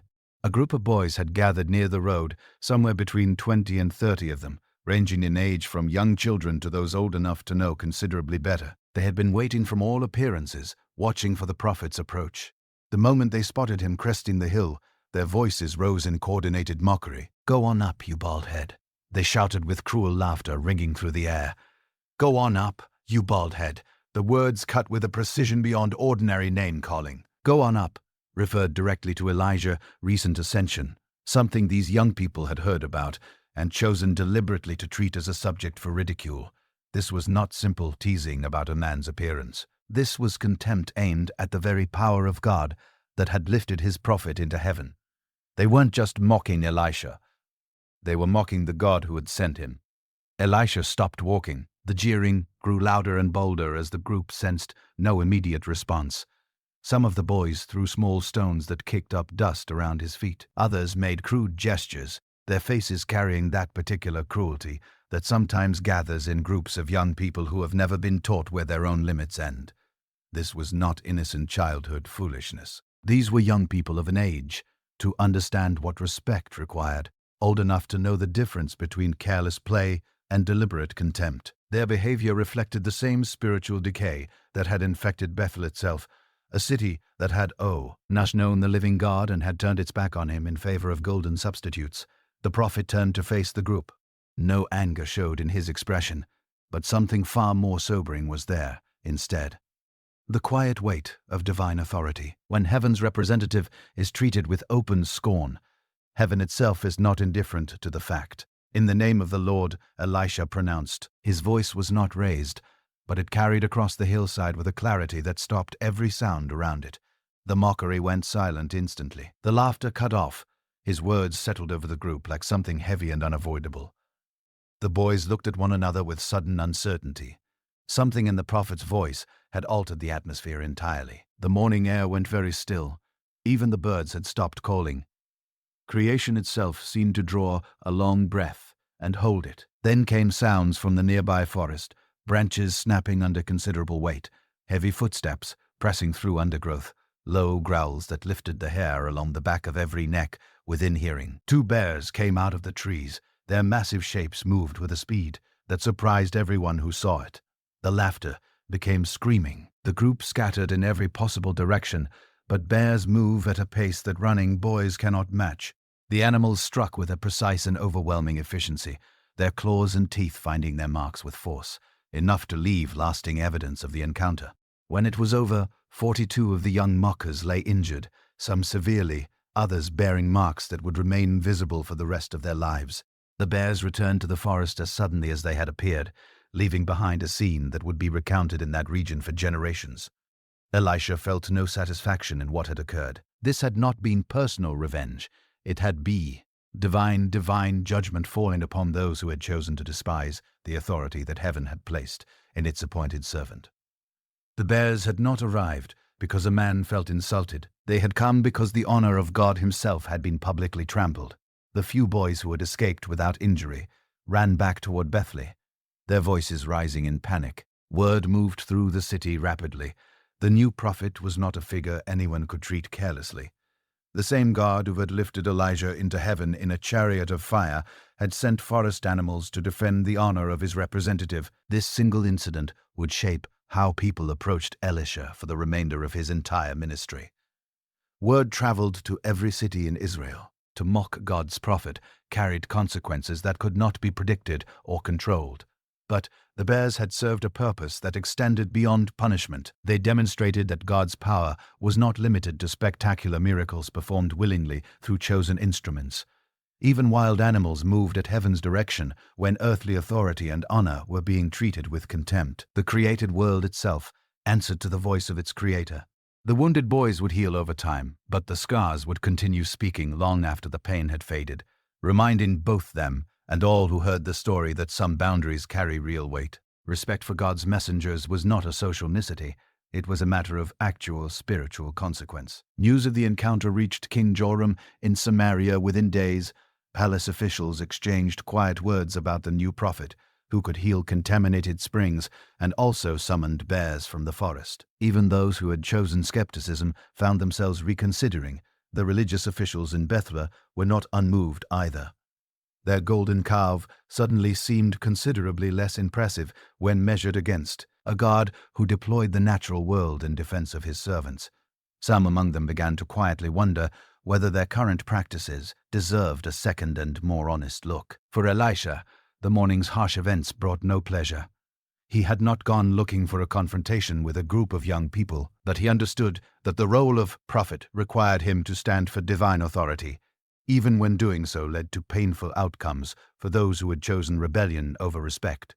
The road to Beth stretched ahead of him, quieter now. No further voices gathered to test his resolve. The city's gates stood open before him, but those watching from the walls and from windows looked upon him with eyes that held something they had not carried before, a mixture of fear and the beginning of genuine respect. As he passed through the gates of Bethlehem, Elisha let his mind settle on the morning's sharp lesson. God's mercy was real and inexhaustible, flowing freely like water from a healed spring to every heart that received it willingly. But his justice was equally real, arriving as swiftly and certainly as bears from a forest when his honor was treated with deliberate contempt. Both aspects pointed toward the same end, calling people back to the God who loved them thoroughly enough to discipline them when love required it.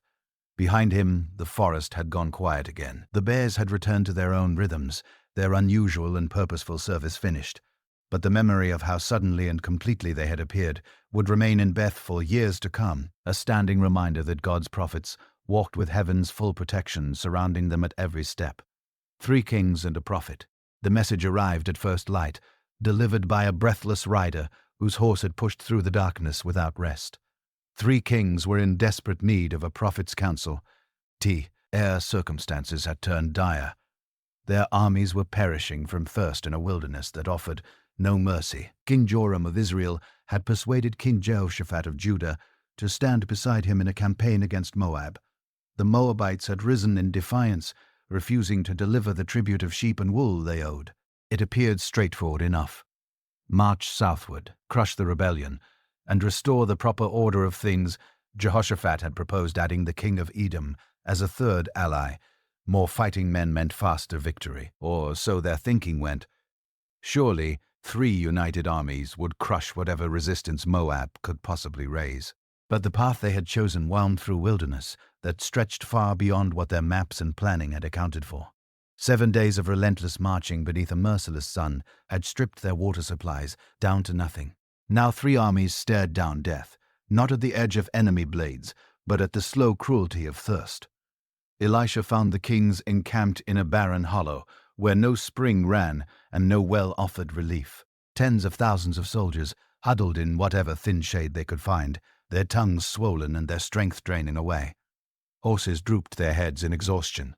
The army was quietly becoming a field of graves. King Joram spoke first, his voice raw and cracked with desperation. Had the Lord brought 3 kings together only to hand them over to Moab? Fear had swallowed his earlier boldness whole. Ahab's son now saw his father's enemies lurking in every shadow around him. Elisha studied this grandson of Omri with eyes that saw beneath royal garments to the true condition of the heart. "Why are you coming to me?" he asked plainly. "Go to the prophets of your father and the prophets of your mother." His words carried a pointed edge. This was the family line that had spread Baal worship, like a sickness across all of Israel. But Jehoshaphat, the faithful king of Judah, stood between them. His presence changed the entire shape of things. "No," Joram answered, desperation overriding whatever pride he had left. "It was the Lord who brought us 3 kings here together, and now he is about to hand us over to Moab." The prophet's expression shifted, growing slightly softer, when his eyes moved to Jehoshaphat. Here stood a king who still honored the God of their ancestors. A man who sought divine wisdom rather than leaning only on political maneuvering. "As surely as the Lord Almighty lives, whom I serve," Elisha declared, "if I did not have regard for the presence of Jehoshaphat, king of Judah, I would not even look at you or take notice of you." What Elisha requested next left everyone standing there, puzzled. "Bring me a harpist," he said. Music seemed entirely beside the point when entire armies were dying of thirst. But the prophet understood something about opening himself to divine inspiration that these kings had never grasped. A skilled musician was located among the soldiers, perhaps a Levite who had served in temple worship before being pressed into military service. His fingers found the familiar strings and gentle music began drifting across that desperate camp. The music carved out a space where heaven's voice could be heard above the noise of human need. As the harpist played, something shifted in Elisha's bearing. The hand of the Lord came upon him, that mysterious contact that opened prophetic sight and revealed heaven's solutions to impossible circumstances. His eyes took on a faraway quality, seeing past the physical world into the purposes of God.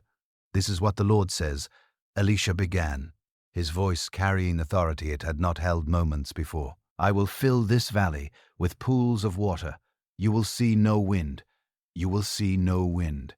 Yet his valley will be filled with water, and you, your cattle, and your other animals will all drink." The promise bordered on the impossible.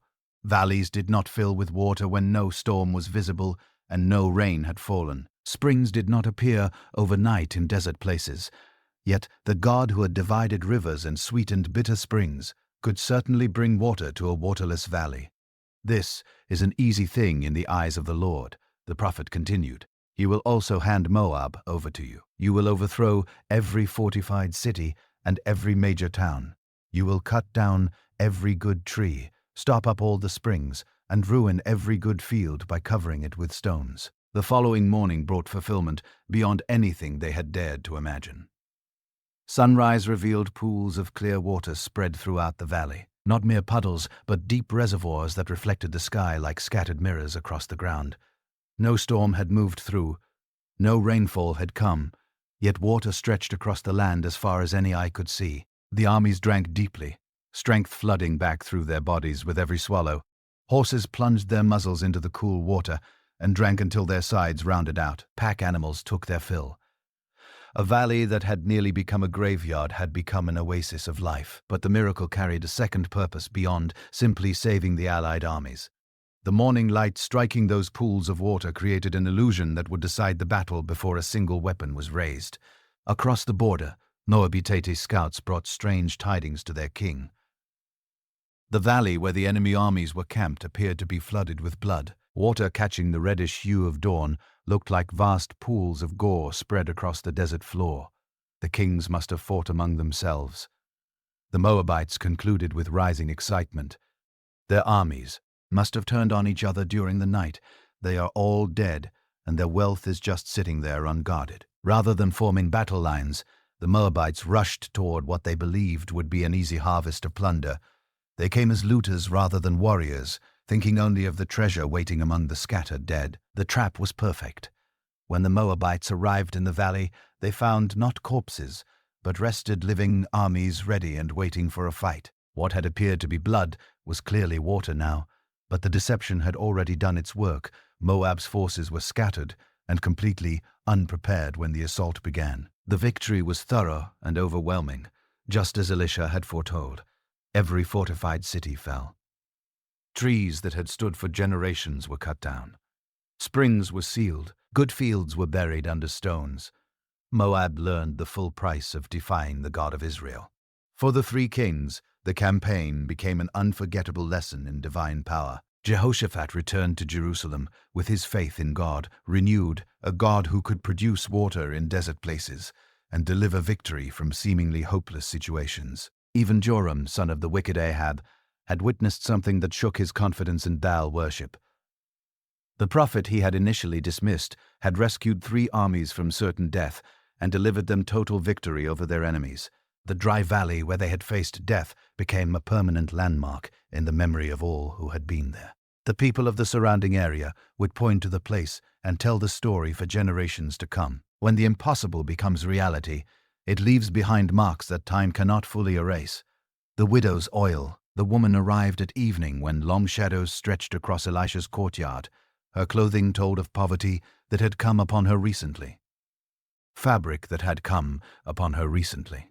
Fabric that had once been fine now bore the marks of careful mending and the gentle fading that comes with reduced circumstances, though her bearing still carried dignity. The quiet strength of someone fighting honorable battles. "Your servant's husband is dead," she began. Her voice steady despite the grief still roar in her eyes. "And you know that he revered the Lord. But now a creditor is coming to take my 2 boys as his slaves." Elisha knew her husband well, one of the sons of the prophets, a man who had served God faithfully while receiving little earthly reward for his devotion. Such men often died young, worn thin by the demands of spiritual service and the hardship of living by faith, rather than worldly calculation. The creditor's claim was entirely legal under the laws of the time. When a man died in debt, his family's options were narrow. Property could be claimed, possessions seized. If those amounts were still not sufficient, children could be taken as bondservants until the obligation had been worked off through their labor. For a widow, losing her sons meant losing everything. They were her only hope for support in old age, her only protection in a world that offered very little security to women alone. Without them, she faced a future of begging or slow starvation. "How can I help you?" Elisha asked, though her poverty was written clearly across every detail of her appearance. "Tell me, what do you have in your house?" The question must have felt cruel at first. If she had possessed anything of value, she surely would have sold it already to settle her debts. But the prophet had learned to search for the seed of a miracle, even in the smallest of beginnings. "Your servant has nothing there at all," she answered, then paused as if turning through her memory, "except a small jar of olive oil. Such a tiny thing, barely enough oil to cook a single meal or keep a lamp burning, or a few hours. In a home stripped bare by creditors, this one jar had somehow been overlooked or perhaps deemed too worthless to bother claiming. Yet in God's way of measuring things, the smallest seed could yield the greatest harvest. "Go around and ask all your neighbors for empty jars," Elisha instructed. "Don't ask for just a few. Collect as many as you can possibly find from every home, every family willing to lend them." The woman stared at him, uncertain. Empty jars served no obvious purpose when the problem was having nothing to put inside them, but she had come seeking a miracle, and prophets sometimes gave instructions that only made sense when looking back from the other side of obedience.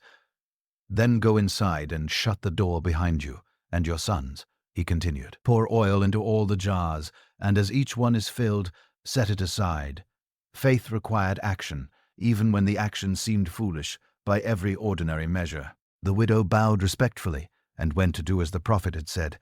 If God's servant was telling her that empty jars could solve her problem, then empty jars she would gather. She spent the following day visiting every neighbor she knew, explaining her need without shame. "May I borrow your empty jars?" she asked at door after door. "The prophet has told me to collect as many as possible." The neighbors responded with surprising generosity. Perhaps they remembered her husband's kindness to them. Perhaps the desperation in her voice touched hearts that might otherwise have stayed closed. Jars began arriving at her house, clay vessels of every size and shape, clean and waiting for whatever purpose she had in mind. When evening fell, her small home overflowed with borrowed containers. Large storage jars stood beside the smaller vessels used in daily cooking. Wine jars waited next to water pots.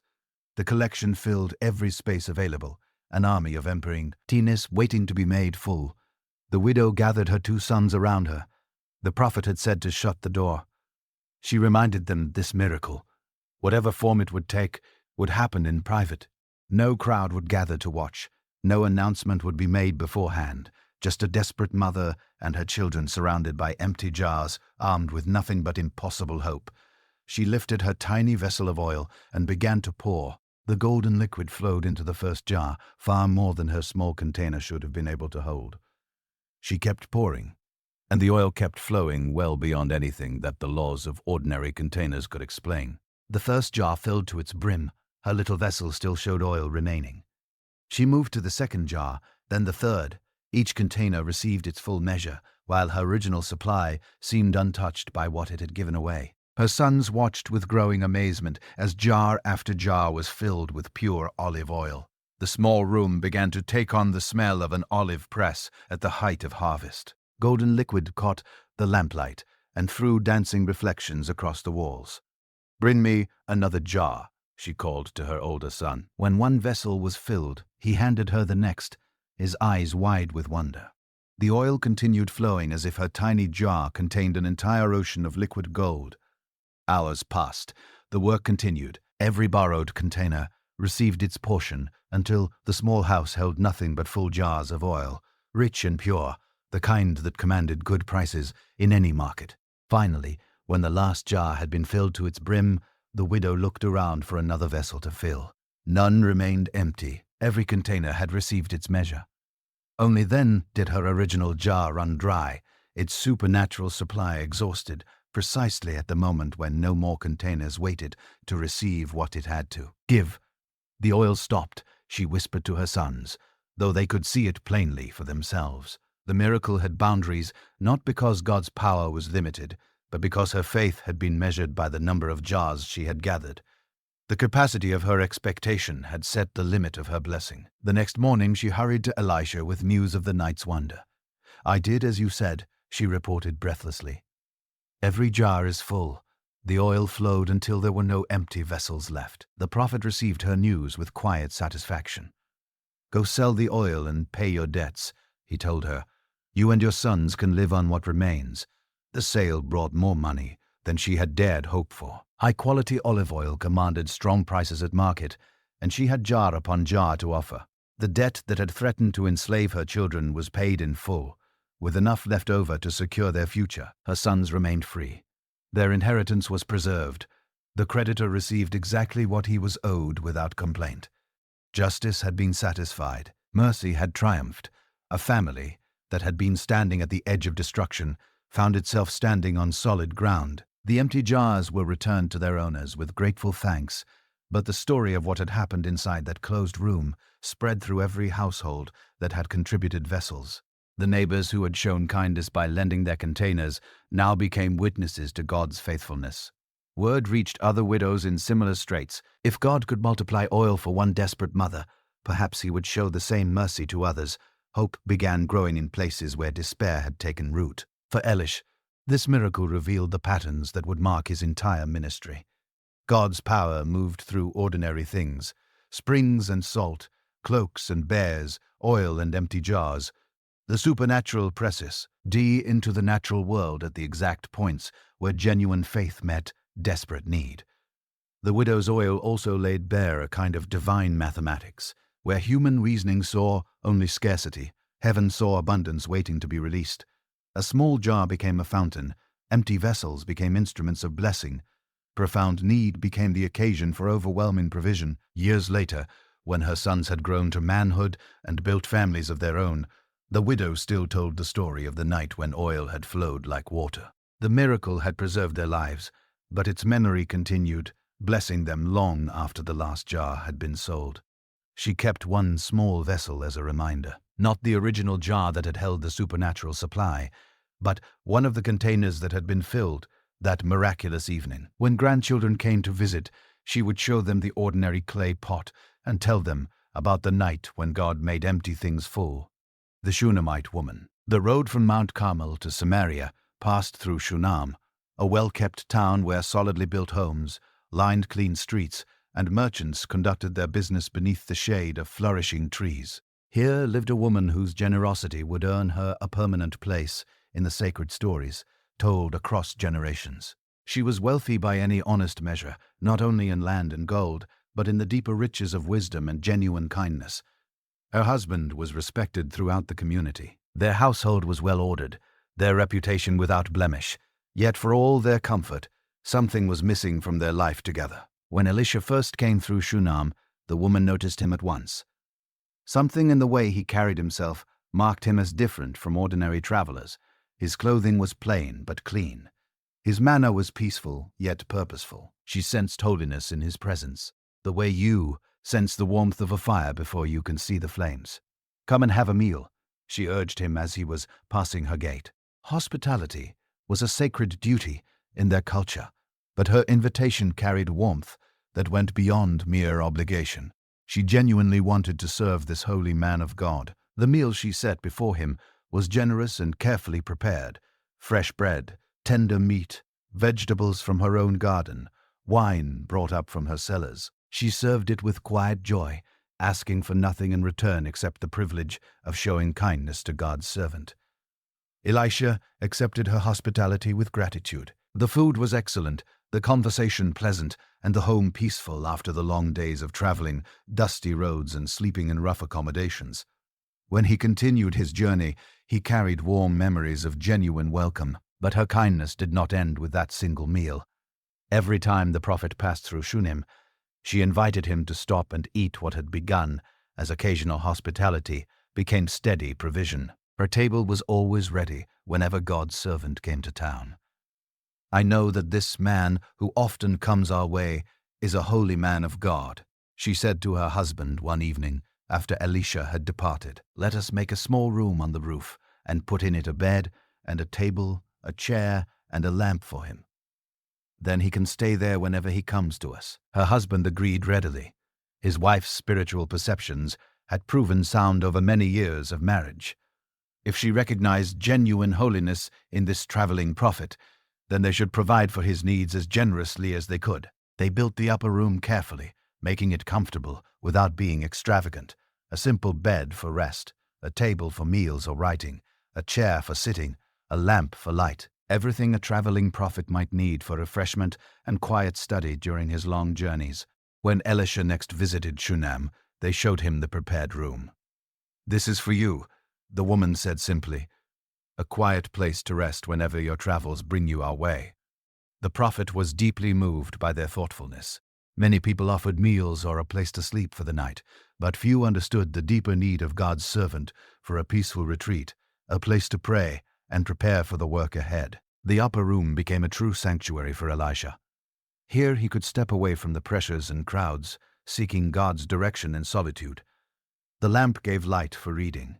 The table held simple meals. The bed offered rest for his weary body.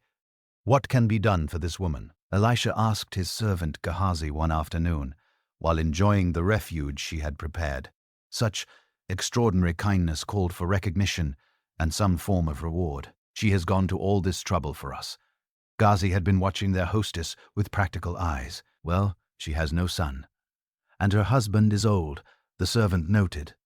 He understood the quiet sorrow that shadowed this comfortable household, the one emptiness that all their prosperity could not fill. In a society where sons provided security and carried on family names, childlessness was more than personal grief. It meant isolation in old age, the end of the family line, and unceasing worry about what lay ahead. Great wealth could not solve this deepest of needs. Elisha called the woman to stand in the doorway of his upper room. She came readily, most likely expecting some request for additional provisions or news about when he would be leaving. "About this time next year," he said, looking directly into her eyes, "you will hold a son in your arms." A word struck her like a physical blow. This was the one promise she had taught herself never to hope for. The blessing she had quietly accepted would never belong to her. Years of disappointment had built walls around her heart to protect it from exactly this kind of possibility. "No, my lord," she objected quickly. "Please, man of God, don't mislead your servant." The pain threading through her voice revealed how deeply this subject still wounded her. False hope felt crueler than honest despair. But Elisha spoke with prophetic certainty, not wishful thinking. God had shown him his intentions for this generous woman. Her kindness to his servant would be answered with the gift she most treasured, the one she had never dared to ask for. The months that followed tested her faith day after day. Could she trust what the prophet had spoken? Could she dare to hope for something she had wanted so desperately for so long? Her body began to show signs that seemed impossible after years of barrenness. When spring arrived and the time he had described drew near, she hardly allowed herself to believe what was happening. But labor pains do not lie, and the child growing within her was undeniably real. The prophet's word was being fulfilled, exactly as he had spoken it. The birth was normal and healthy. She held her son in trembling arms, counting his tiny fingers and toes, marveling at the simple miracle of his being. The upper room, the very place where the promise had been given, seemed to resonate with thanksgiving. Her husband wept openly when he first held their child. His age had made fatherhood seem entirely beyond reach, but God's power had overruled what nature said was impossible. Their household, once marked by a quiet sadness that no one spoke of openly, now rang with laughter and new life. The boy grew strong and healthy, bringing joy that multiplied with each passing season. First steps, first words, first small attempts to help with the work of the household. Every milestone was precious, beyond measuring to parents who had believed they would never know such experiences. Elisha continued using the upper room on his travels, but now his visits included time spent with the child whose very existence was a demonstration of God's faithfulness. The prophet who had announced the boy's coming watched him grow with something like paternal pride. The woman's faith deepened through motherhood. She had learned that God's promises, however impossible they appear, can be trusted completely. The boy playing in her courtyard was living proof that heaven hears the prayers of faithful hearts. Years passed peacefully in the comfortable house at Shunem. The boy grew tall and strong, beginning to help his father in the fields during harvest. The upper room remained ready for the prophet's visits, a continuing symbol of hospitality, repaid far beyond what any generous heart could have imagined. But testing was coming that would stretch this family's faith beyond anything they could foresee. The child who had brought such joy would soon become the center of their greatest crisis, and the woman's relationship with God's prophet would face its ultimate hour. The boy lives again. Harvest season had arrived in Shunem with its familiar rhythm of hard labor and hopeful expectation. The Shunammite woman's son had grown into a healthy boy who loved nothing more than following his father out into the fields, where workers cut grain under a blazing sky. The morning began like countless others during the harvest season. The boy ran ahead of the workers, his young energy boundless as he wove between the standing stalks. His laughter carried across the fields, mixing with the sound of seethes sweeping through grain and voices calling out across the open ground. But as the sun climbed higher and the heat pressed down with its full weight, something went wrong. The boy suddenly pressed his hands to his head and cried out in pain that had come with no warning whatsoever. My head! My head!" His voice cut sharply through the noise of the harvest work. The reapers stopped their cutting. His father dropped his tools and ran to where his son had crumpled down among the grain. He gathered the boy carefully, feeling the fever burning through his small body. This was not ordinary fatigue from playing in the heat. Something serious was happening, something that sent a cold feeling through the father's chest, despite the scorching air around him. Carry him to his mother, the father told one of his servants. The familiar comfort of home and a mother's care seemed the only thing that could help whatever had struck so suddenly and so severely. The servant moved quickly through the fields, carrying the precious burden with his head resting against the servant's shoulder.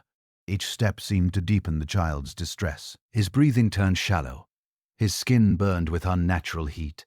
The woman met them at the door, took one look at her son, and understood immediately that this was no minor sickness. She carried him up to the upper room, the quiet sanctuary where Elisha rested during his visits, the very place where this boy's life had first been promised.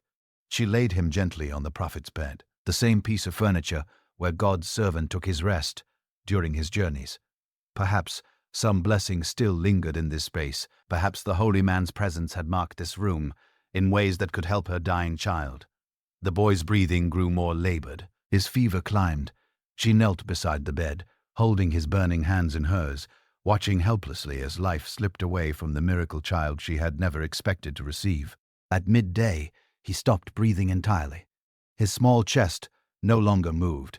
His hands grew still in hers. The son, promised by God's own prophet, the child who had brought such deep joy to their household, lay dead on the bed where his life had first been foretold. She closed his eyes tenderly and arranged his limbs in quiet repose. Then she shut the door of the upper room and came back downstairs to find her husband. Her face showed such deliberate calm that he could sense something momentous had taken place. "Send me one of the servants and a donkey," she said evenly. "I need to go to the man of God quickly and return." Her husband looked at her with puzzled eyes. Today was neither the new moon nor the Sabbath, the customary times for seeking out prophets or making religious journeys. "Why go to him today?" he asked, unable to read the urgency behind her composed expression. "It will be all right," she replied, giving him nothing further about what lay behind the closed door upstairs. Some conversations would have to wait. Some crises demanded action. Before explanations, the servant prepared the donkey quickly, reading in her bearing that speed was essential. She mounted and set out toward Mount Carmel, where Elisha was known to spend time in prayer and solitude. "Drive fast," she urged the servant, leading her mount. "Don't slow down unless I tell you." The distance between Shunem and Carmel had never felt so long. Every moment of delay felt like a kind of betrayal of the boy lying still in the upper room. Elisha spotted her coming while she was still a long way off. Something in the urgency of her approach sent a warning through his prophetic awareness. This was not a social call or a routine question. "Look," he said to his servant, "Gehazi, there's the Shunammite. Run and meet her and ask her, 'Are you all right? Is your husband all right? Is your child all right?'" Gehazi ran down the hillside to meet her before she reached the prophet. His questions came out breathlessly as he caught up with her donkey. "Everything is all right," she answered, but her eyes were fixed on Elisha, still waiting up the mountain. Her reply was technically true in the way that matters most. In God's economy, where death might not be the final word, everything could still be all right. She pushed past Gehazi and climbed the path to where Elisha waited. When she reached him, she fell at his feet and caught hold of them, her composure finally giving way beneath the weight of her grief. Gehazi moved to pull her back, thinking the behavior improper toward a man of God, but Elisha stopped him with a gesture. "Leave her alone," he said sharply. "She is in bitter distress, but the Lord has hidden it from me and has not told me why." Then she spoke the words that explained everything. "Did I ask you for a son, my lord? Didn't I tell you don't raise my hopes?" The prophet understood at once. The child was dead. The miracle boy, whose birth had demonstrated God's faithfulness, now lay lifeless. And the woman who had never asked for a son was drowning in the pain of losing what she had learned to love more than anything. Elisha turned to Gehazi with rapid instructions. "Tuck your cloak into your belt. Take my staff in your hand and run. Don't greet anyone you meet, and if anyone greets you, do not answer. Lay my staff on the boy's face." But the mother would not be satisfied with a servant carrying a wooden staff.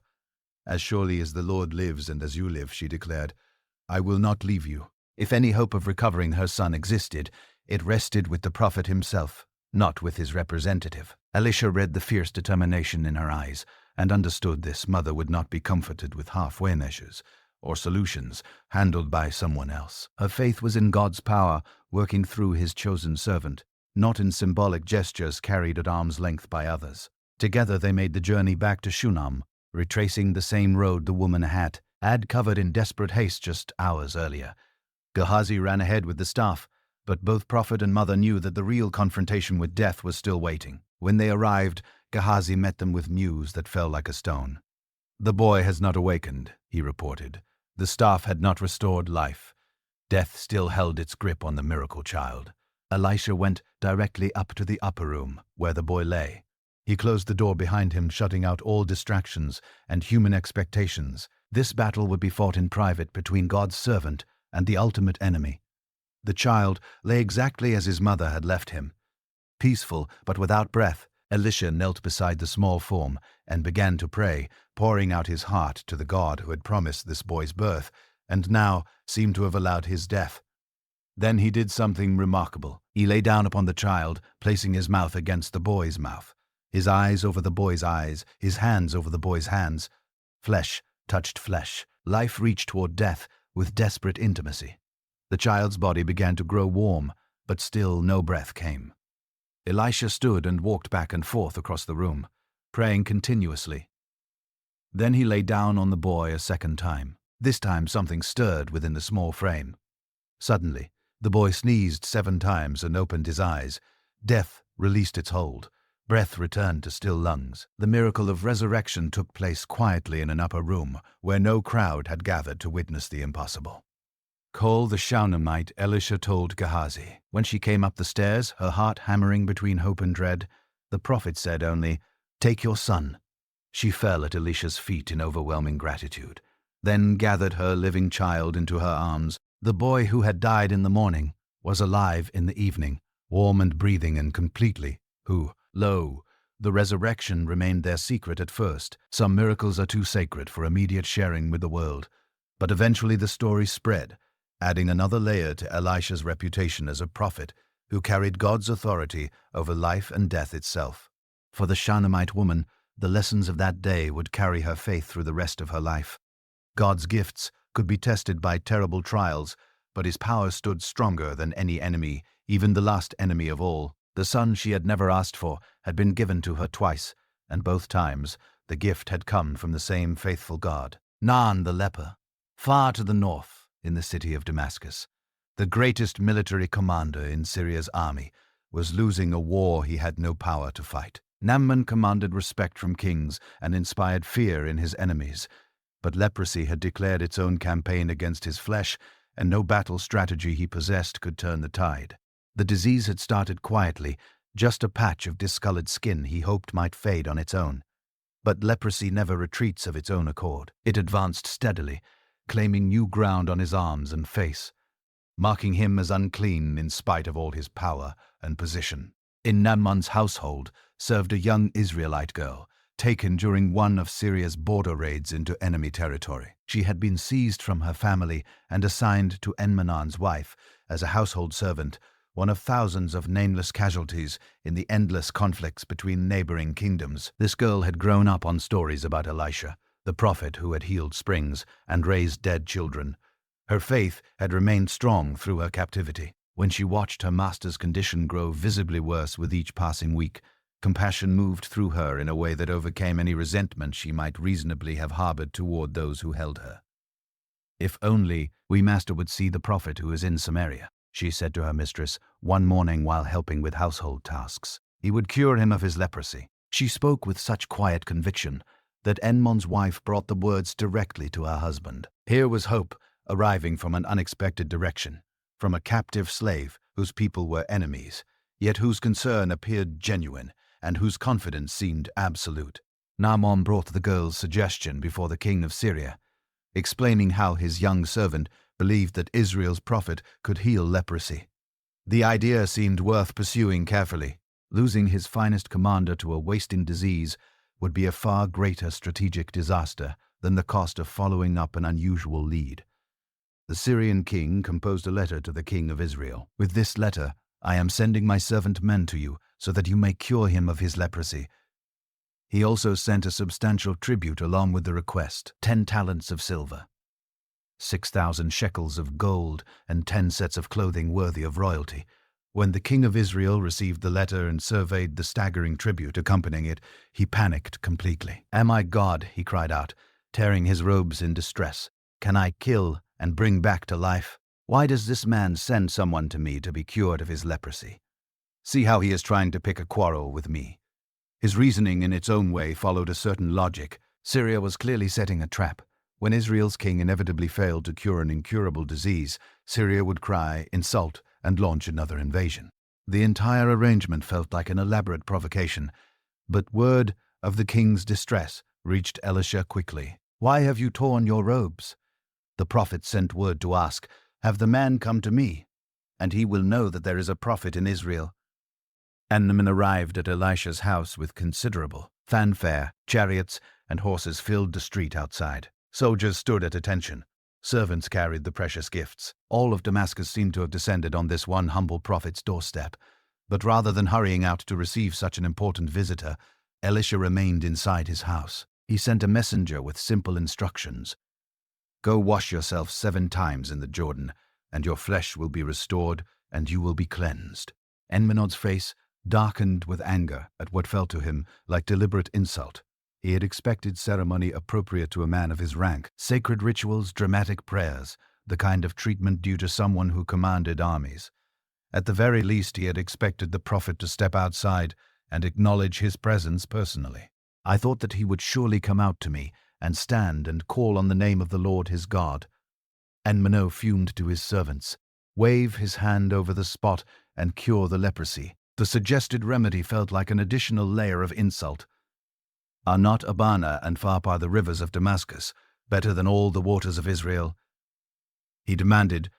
"Couldn't I wash in them and be cleansed?" Damascus could boast clear mountain streams that sparkled like crystal.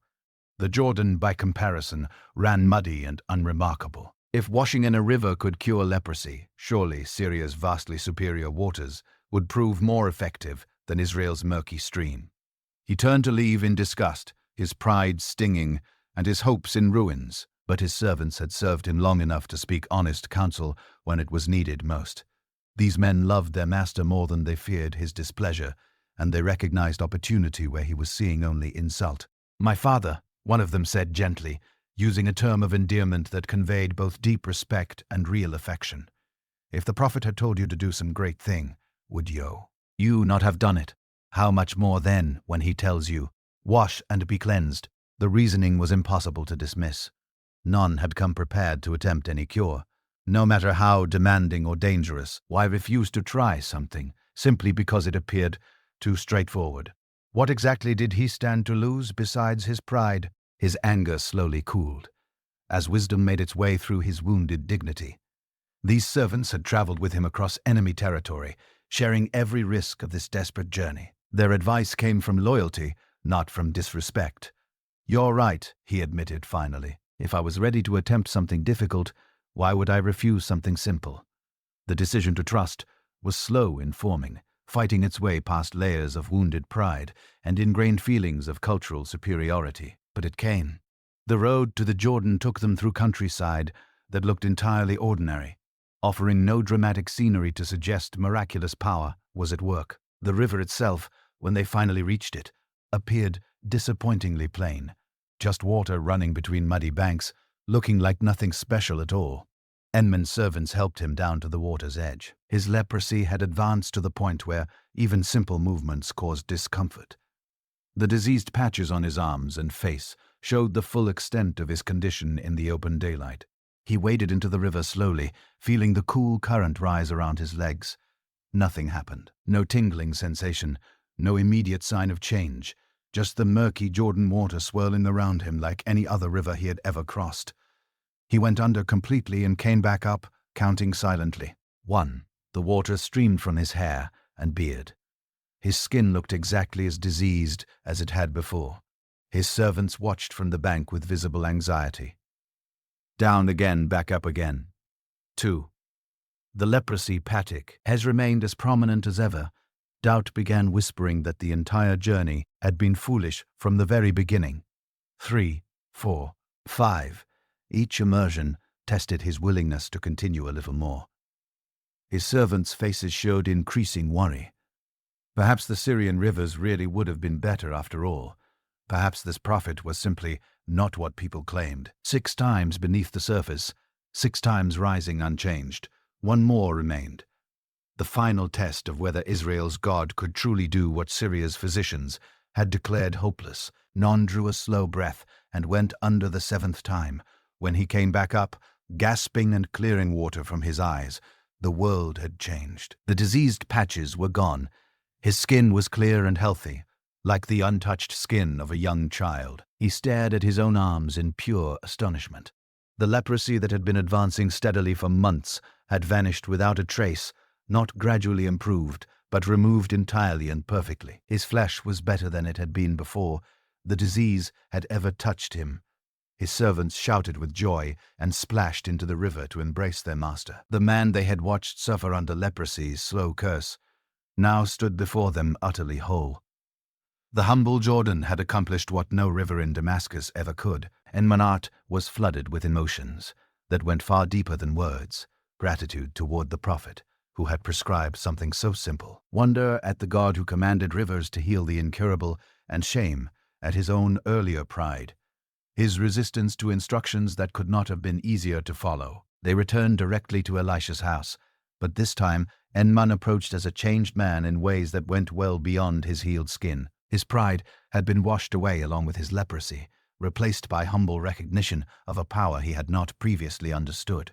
"Now, I know that there is no God in all the world except in Israel," he declared to the prophet. "Please accept now a gift from your servant." But Elisha refused everything offered to him. "As surely as the Lord lives whom I serve, I will not accept a thing," he said firmly. The healing had come as God's gift, not as a transaction to be settled with gold and silver.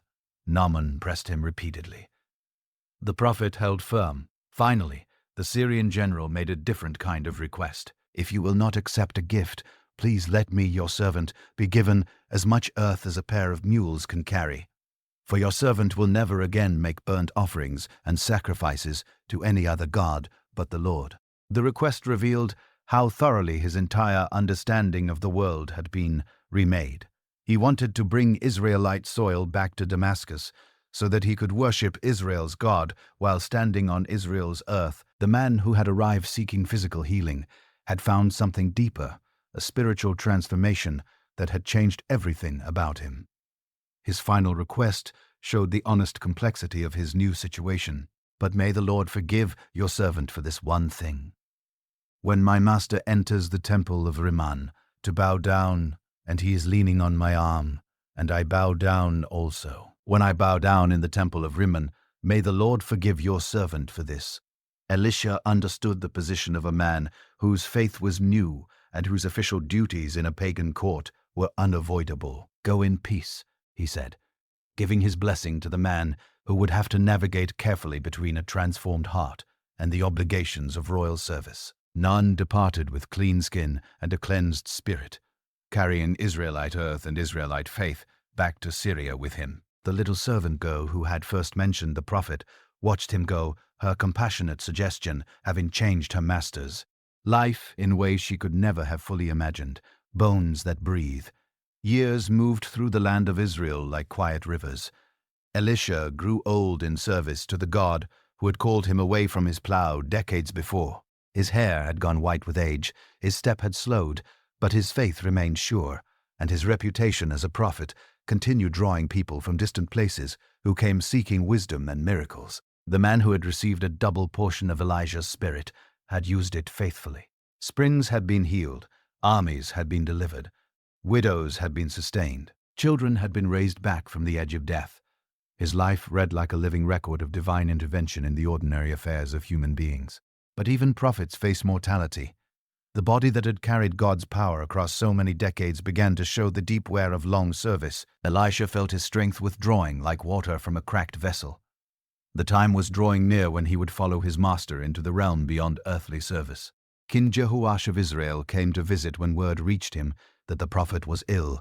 He was the grandson of Jehu, part of a royal line that had broken Ahab's house and swept Baal worship out of the northern kingdom. He found Elisha lying on his bed, clearly nearing the end of his time on earth. My father, the king cried out, using the same words Elisha himself had spoken when Elijah had been taken up in the whirlwind, the chariots and horsemen of Israel. He understood that losing this prophet would be the equivalent of losing an army's worth of divine protection. Even from his deathbed, Elisha continued serving as God's messenger. He gave the king specific instructions for confronting the Syrian threat, promising victories that would come after the prophet himself had gone to his rest. His final prophetic words carried genuine hope. Felf, or Israel's future. When death finally arrived, it came with gentleness. No whirlwind descended to carry Elisha heavenward, as one had done for Elijah. No fiery chariot swept down to take him into glory. He simply breathed his last breath and passed quietly into whatever lay beyond the veil between worlds. The entire nation felt the loss. From the royal court to the most modest village homes, people remembered how this gentle prophet had touched the life of their community. Stories were told and retold of his miracles, his wisdom, his deep compassion for the hurting and the helpless. They buried him in a tomb cut from rock, the kind of resting place kept for honored men. The entrance was sealed, and Elisha's earthly work appeared to be complete. His bones lay in the dark, waiting like all those who have died in faith. But God was not yet finished with his servant. The following spring brought Moabite raiding parties as it did every year when weather made travel possible. These were not organized armies, but bands of robbers who swept across the border looking for quick plunder before retreating home. A group of Israelites was carrying out a burial when Moabite raiders appeared suddenly on the horizon. The funeral party panicked. They could not outrun mounted bandits while carrying a body. They needed to hide immediately or face capture, and worse. Elisha's tomb was nearby, its stone entrance standing partially open for some reason. Perhaps recent visitors had come to honor the prophet's memory. In their desperation, the Moors made a quick decision. They would hide the body they were burying in the nearest available space. They pushed the stone aside and lowered their dead companion into the prophet's resting place. There was no time for careful arrangement or respectful ceremony. They simply needed to get the body out of sight before the raiders arrived. The corpse came to rest against Elisha's bones in the darkness of the tomb.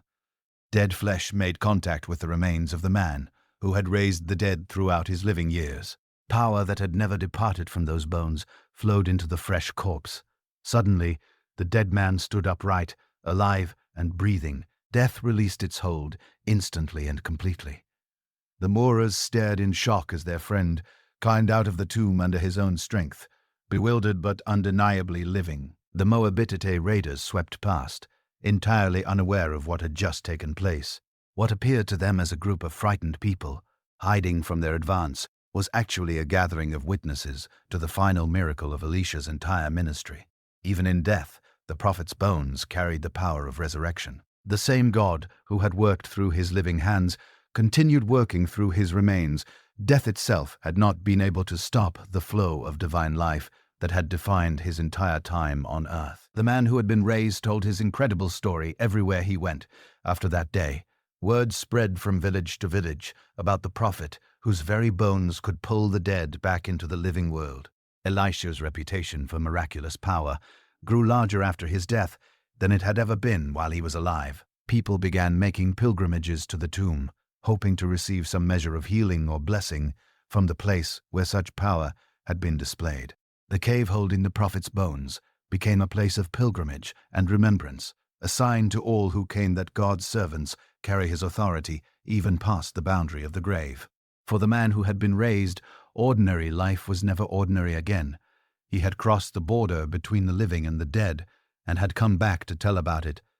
Every sunrise felt like a gift. Every breath felt like a miracle. Every single day became an opportunity to serve the God who had called him back. The resurrection also became a sign to all of Israel about the nature of the God they served. The nations surrounding them worshipped gods whose power stopped at the grave. But Israel's God ruled over death itself. perfectly capable of restoring life, even through the bones of his faithful servants.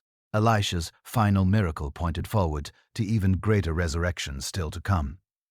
If a prophet's bones could raise the dead, what might the power of God's own Son accomplish when he faced death and conquered it without remainder? The tomb in Israel became a quiet preview of an empty tomb in Jerusalem. The story crossed Israel's borders and reached the courts of foreign kings. A nation whose prophets left bones powerful enough to resurrect the dead clearly served a God worth taking seriously, one who commanded respect and inspired genuine awe in those who heard the report. Years continued passing, and the prophets' bones rested in their cave. But the power witnessed there lived on, in the memories and the faith of God's people. They had seen proof with their own eyes that their Creator was stronger than humanity's final enemy. When they came to face their own deaths, believers could remember the man who had touched Elisha's bones and walked back into the land of the living. If God could raise the dead through a prophet's remains, surely he could raise his own faithful servants when their time came to step through that final door. The bones of Elisha became a living symbol of hope that stretched beyond the grave. Death was not the end of the story for those who served a living God. Life would always have the final word, and resurrection was always possible for the one who had breathed life into dust from the very beginning.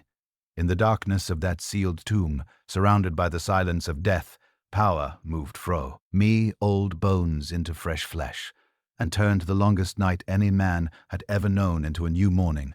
The miracle was quiet, witnessed by only a few, but its meaning echoed through eternity.